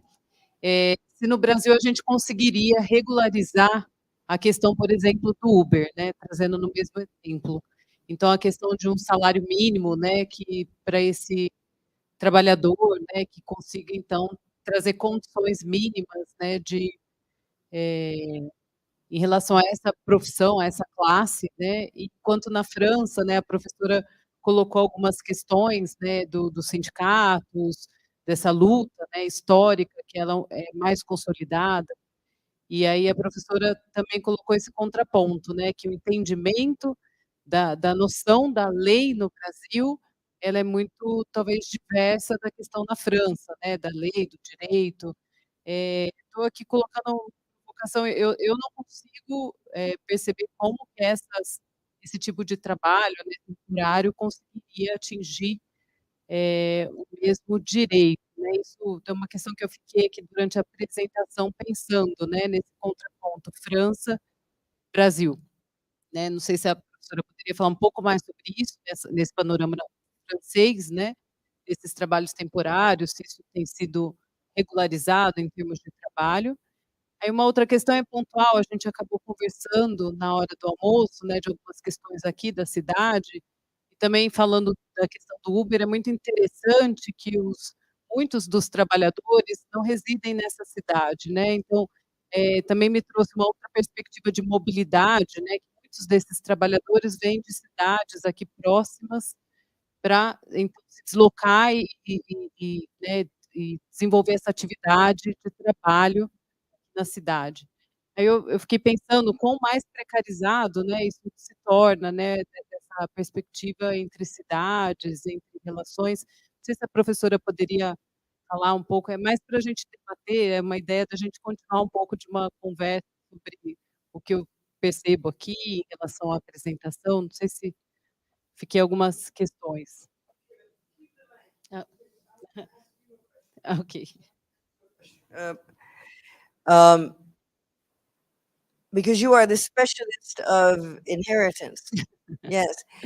And could you comment on the difference of the whole question of inheritance between the United States and Brazil, and especially about the global north and the global south? Certainly, the general question is the same. Obviously, inheritance is a major source of inequality. It's sort of by definition, right? That inequalities reproduce themselves from generation to generation, or tendency. But are there differences with a country like Brazil? Na questão do patrimônio, pela herança. Eu respondo posso falar em português? Se há diferenças patrimoniais? Sim.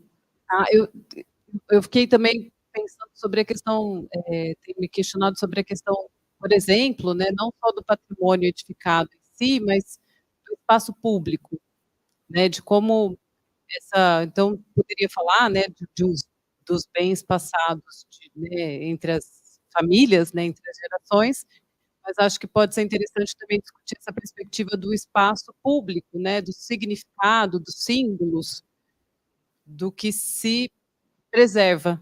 Acho que é nesse sentido que a professora, se há diferenças dos Estados Unidos para o Brasil, eu vejo que sim, no sentido de atual, né, contemporâneo, de questionamento, né, de ocupação desses espaços, com outras narrativas, com outros sujeitos, mas também historicamente no Brasil não vejo diferença, né, do que se representa nesse espaço público. Acho que a pesquisa da Joana traz, né, uma questão até de conduta, né, que eram as nossas leis no Brasil, de legislação, muitas delas se chamavam códigos de conduta, né, então a legislação de urbanismo do espaço público, né, na verdade, do espaço da cidade, ela se chamava uma conduta, né, então estou aqui falando, mas a Joana tem mais propriedade do assunto. Mas, então ela ditava uma conduta, né, tanto das edificações, como das formas de ocupação desse espaço público. E os símbolos que se preservavam nesse espaço, eles traziam todo esse histórico da apresentação da professora. Os personagens, né, as narrativas que eram ali preservadas e representadas, né, propositalmente, elas colocavam, né, os sujeitos invisibilizados, né, como os sujeitos dos trabalhadores, né, que é a grande questão da palestra, e principalmente, né, esse sujeito de outras origens, né, então ele não prevalece ante, né, o colonizador. Então acho que tem um paralelo muito grande, mas assim, numa perspectiva do que eu acompanho, né, os Estados Unidos têm se permitido por esse histórico de uma presença, talvez, racial um pouco mais livre, não sei, também estou me colocando numa pesquisa que não é de propriedade minha, eu percebo também uma liberdade um pouco maior de apropriação desses espaços e simbolismos no espaço público no tempo contemporâneo. Não que no Brasil esse movimento não aconteça, ele acontece, mas me parece, numa certa medida, pelo, né, o que eu tenho acompanhado, que nos Estados Unidos essas formas de ocupação têm se colocado um pouco mais presente do que aqui no Brasil. Não sei se era essa a ideia que a professora... né? Então, historicamente, sim, eles têm o mesmo processo, mas me parece, né, numa perspectiva crítica, que os Estados Unidos têm se colocado nesse debate de ocupação do espaço público, o Brasil também, mas eu sinto que, numa certa medida, eles têm se colocado um pouco mais, né, nesse debate. Mas aí a gente tem o governo Trump, que traz, né, conjuntamente com outros governos, um retrocesso nesse sentido, o embate existe, mas efetivamente a forma de ocupação e uma certa dominação simbólica do espaço público, acho que ela também talvez tenha retrocedido. Não sei trazer números, né? Acho que, não sei se a própria Joana quer complementar, né? Porque eu acabei instigando a pesquisa dela, né? Tentando, ela tem números, né? Eu não tenho. Acho que era um pouco. Yeah, that's very interesting. Thank you. Yeah, it's true. You just gave me a very important idea. I don't know if you heard, but my project in France is about the public space. Huh? And you're right, when you were speaking, I'm concentrating on the public space in France, but we haven't really talked about the public space in our France-Brazil project. But you're right. It's absolutely fundamental, the differences. And yes, I really have to talk more together and with other colleagues about this notion of visibility or invisibility in the public space. For instance, I also discovered that. That's why you have to go to live in a country to understand, right? Thank you. No, we cannot replace life and human contact by internet, because by coming here, I have learned so much. Visibility and invisibility. This whole notion of the informal sector for us in the North, we have to study it to understand it. It's another world. So, for instance, when I was in Rio at a friend's house who has a woman who comes in to clean his home, he's a wonderful person and he always talks to people and he's become friendly with her. But she does everything to disappear. She came, you didn't know when she came. She left, we didn't know when she left. And my friend talked to her about when she left and she didn't say goodbye. My friend said, no, you have to understand. Being invisible is a quality here. Is that true? So in the informal sector, the workers try to be invisible? Is that it? Yeah, that's a very strong concept. How workers themselves perceive themselves in the public space. So we'll talk more, I hope, about that. Now, about the Uber drivers. We'll come to France afterwards because France is a specific case. There are two kinds of countries. And in my PowerPoint, I gave you the reference to a book that we published in 2022. And I talk about this, the reaction of different countries to Uber. There are some countries who have regulated Uber. And I think I mentioned it quickly. There are some countries that took a strong stand. They regulated Uber. They gave rights to workers. Germany, Great Britain, Denmark, even Italy. Now, this Italy is very important because Italy is one of the weakest social states in Europe. Italy and Greece have very weak social states. They don't give rights to all workers. The informal sector is very strong in Italy. But there was a mobilization. The taxi sector mobilized. They convinced the population immediately that it was not fair to the workers, and so they gave rights to workers. France, despite what everyone thinks, the French government is the most pro-Uber government in the Western world that is in favor of Uber. So you're going to say, well, President Macron is very, against the workers. But it's not just President Macron. It started with President Sarkozy, who was president when Uber entered France. Well, President Sarkozy was also a conservative president. But then there was President Hollande, who was a Socialist Party president.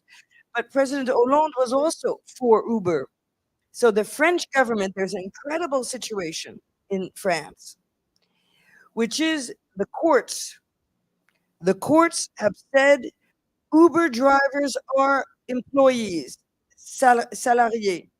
How do you say that in salaried workers? Salario. That's to say, the whole model of Uber and Deliveroo and Fuji, all of these companies, the whole model of the digital workers is the following. The digital companies say, we are just technical intermediaries. We are not companies. We are not employers. We are just a technical company. Like Airbnb. We are like Airbnb. We put the people who want the apartment in contact with the people who sell the apartment. We are intermediaries. Or eBay. eBay? You have eBay? Any online company that technically puts them into contact. So Uber and Deliveroo and iFuji, they say, we're just putting the people who want food or the people who want a ride in contact with the drivers who want to give a service. We are just intermediaries. They say we are like Airbnb, we are like others. But it's not the same. And many courts, most courts in Europe, in Brazil, no. However, we work in our project with Brazilian judges and law professors who say, no, it's not true that these were, and the companies say that the drivers and the deliverers are independent contractors. So the autónomos, trabalhadores autónomos, autónomos. They are not employees. We are not bosses. We are not employers. They are autonomous workers who are like a company, little companies, who are selling their service, and we are just putting them into contact. However, most of the courts in Europe, many courts in other countries, for instance, the courts in France say, no, it's not true. You are not like Airbnb. You are not just taking a percentage and putting into contact. They say, look at the way this is organized. First of all, Uber does not take a small percentage. Uber takes 25%. 25%. Second of all, Uber and iFuji control the workers. That's to say, they tell them what work they get. They decide the prices. And that's very important for courts to decide whether a worker is autonomous or employed. Usually, an autonomous worker should negotiate the prices with the client. No, it is Uber and iFood that decides the food, the price. They give the work, they distribute the work, so it's not the worker who chooses the client.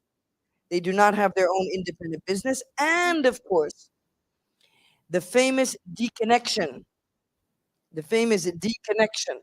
These companies, when they don't want a worker or a deliverer, they deconnect. They say, you're out. We no longer give you work. But there is no justification. There is no means to contest. So the courts say in this, they decide the work, where you go, etc. They decide how the work is done. And iFuji, they even have the uniform. Right? They even have the uniform, iFuji. So most courts say they are employees. Okay, so in many countries, these workers have been given rights. which means that the model no longer works because the model, this business model, is based on low wages and independent work. That brings us back to France. The courts in France said these workers are employees. Uber, Deliveroo, Deliveroo, yes. Deliveroo say I food. It was Deliveroo is the company like Uber, the first company that invented food delivery, Deliveroo. But today in Brazil, iFood has taken over the market. Even Uber Eats has left Brazil, right? So the French courts say they are employers. They should pay the social rights. They should pay a wage and retirement and sick days and work accidents. But the French governments, the three French governments, in a row have said, no, we refuse to recognize the courts. We want the new business model. So it's incredible in France. So now you talk, it's a political crisis. The governments are not listening to the courts. So these companies are really changing politics all over the world. In the United States, I don't have time to discuss it, but the Uber has just imposed their view on governments. So these companies are now running governments. But in France, it's very interesting. Even though the government wants the new model, they can't seem to find a way to find a new work status. There is no law. They haven't found a law that gives the workers some rights and that everyone agrees. They cannot find a political consensus to agree on a different work status. That's to say, they will not give the employee status, but these workers are not really autonomous, independent workers. They do not earn enough money to pay for their own healthcare and insurance, etc. So it's a real democratic problem. But I'd like to finish by coming back to Brazil, because you said, how is it possible to regulate in Brazil? Well, we're having this discussion in our project, and Felipe said something to me very interesting last night. First of all, the whole question of regulation is a national, democratic, and social question. For a law to work, it's necessary to have a strong state, and or it's necessary to have a strong state and social political consensus. The people have to agree with the law. So that's, in your case, the government is not strong and the law works or it doesn't work, right? Pese ou não pese? Peque, no, pese, pega. Pega ou não pega? Pardon. Next time we see each other, I will be able to say it. Pega ou não pega? So basically, if there is no consensus around a law, apparently people don't respect it. Is that it? So that is really the global south, the question of institutions. That's really the difference between the global south and the global north. In the global north, you had the American Revolution, you had the French Revolution, you had strong social movements and democratic movements that established a state that was no longer controlled by civil society and local powers. Today we call them the mafia, but before, the clans in all countries were the families, the clans run the country, like in the global south. It hasn't changed. In the global south, the only difference is that there never was a strong state that was above the social powers and that could control the social powers. And by the way, even in developed countries, there's a big difference between the political center and the periphery. If you take Corsica, for instance, do you know Corsica in France? Corsica is an island that is part of France, but it is far away from France. And there are very local. The mafia has remained strong. The French state and the French democracy never really took away, controlled those local family powers. So in the global south, the government was never strong enough to rise above. It's not, we call them mafia today, but they're not necessarily mafia. They just, they were always these sort of, clan powers. Okay. Well, that brings us to Brazil. First of all, in general, it's difficult to have regulation because you need a law and a consensus for the law to be implemented. Do we agree on that? That's what I've understood since I've been here. Well, Filippi told me something very interesting. He said, when it comes to Uber, you have to understand, Uber, yes, exploits workers. There's no question about it. But Uber was a very important democratic, plays a very important democratic function in Brazil. He said, the public service doesn't work. But for the first time, thanks to Uber, so many people now can take a taxi. And they never could take a taxi before. So Uber took advantage of all of the weaknesses in every country and the lack of public transportation in a country like Brazil. Uber was able to occupy that space. Well, this is a very interesting point that he made.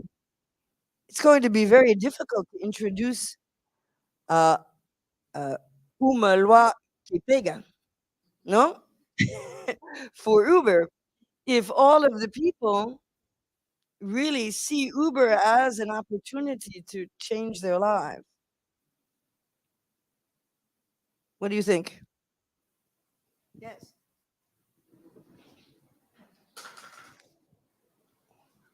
Eu Uma não, lei. eu não tenho uma pergunta exatamente, mas eu queria adicionar mais uma camada, assim, de algo que eu não consigo entender também. Devagar. Tudo bem.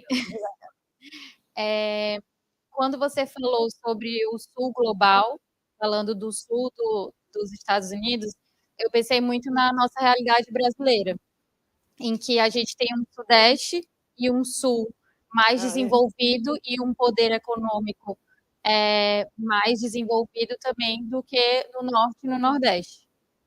Então, assim, quando a gente vai falar, por exemplo, eu sou do Nordeste, eu sou do Piauí. Quando a gente vai falar da capital do estado, o acesso que a gente tem ao saneamento básico, que, digamos, é o que é o mais básico que a gente pode esperar, a capital ela tem uma cobertura de menos de 20% de saneamento básico. Então, quando a gente vai falar de todas essas desigualdades de classe e raça, dentro de um contexto desse, de que nem, digamos, a classe média tem acesso ao saneamento básico, é mais complexo ainda do que a gente começar a discutir precarização do trabalho, acesso a direitos e acesso ao espaço público, como vocês estavam falando. Então, eu queria só colocar mais essa camada, que a gente também está falando de um Brasil que tem um tamanho continental e que o nosso norte e nordeste é mais desigual ainda do que o sudeste e o sul. Do you translate? Because I just get the whole like. In the Nordeste. I don't know how to say saneamento básico. This is the minimum wage. No, saneamento básico is more about access to water, to sewer. Basic. Okay. Oh, yeah. Very, very basic. Desculpa. So she's from this state, and she's from the capital of this state. 20% of people has access to saneamento básico. It's clean water,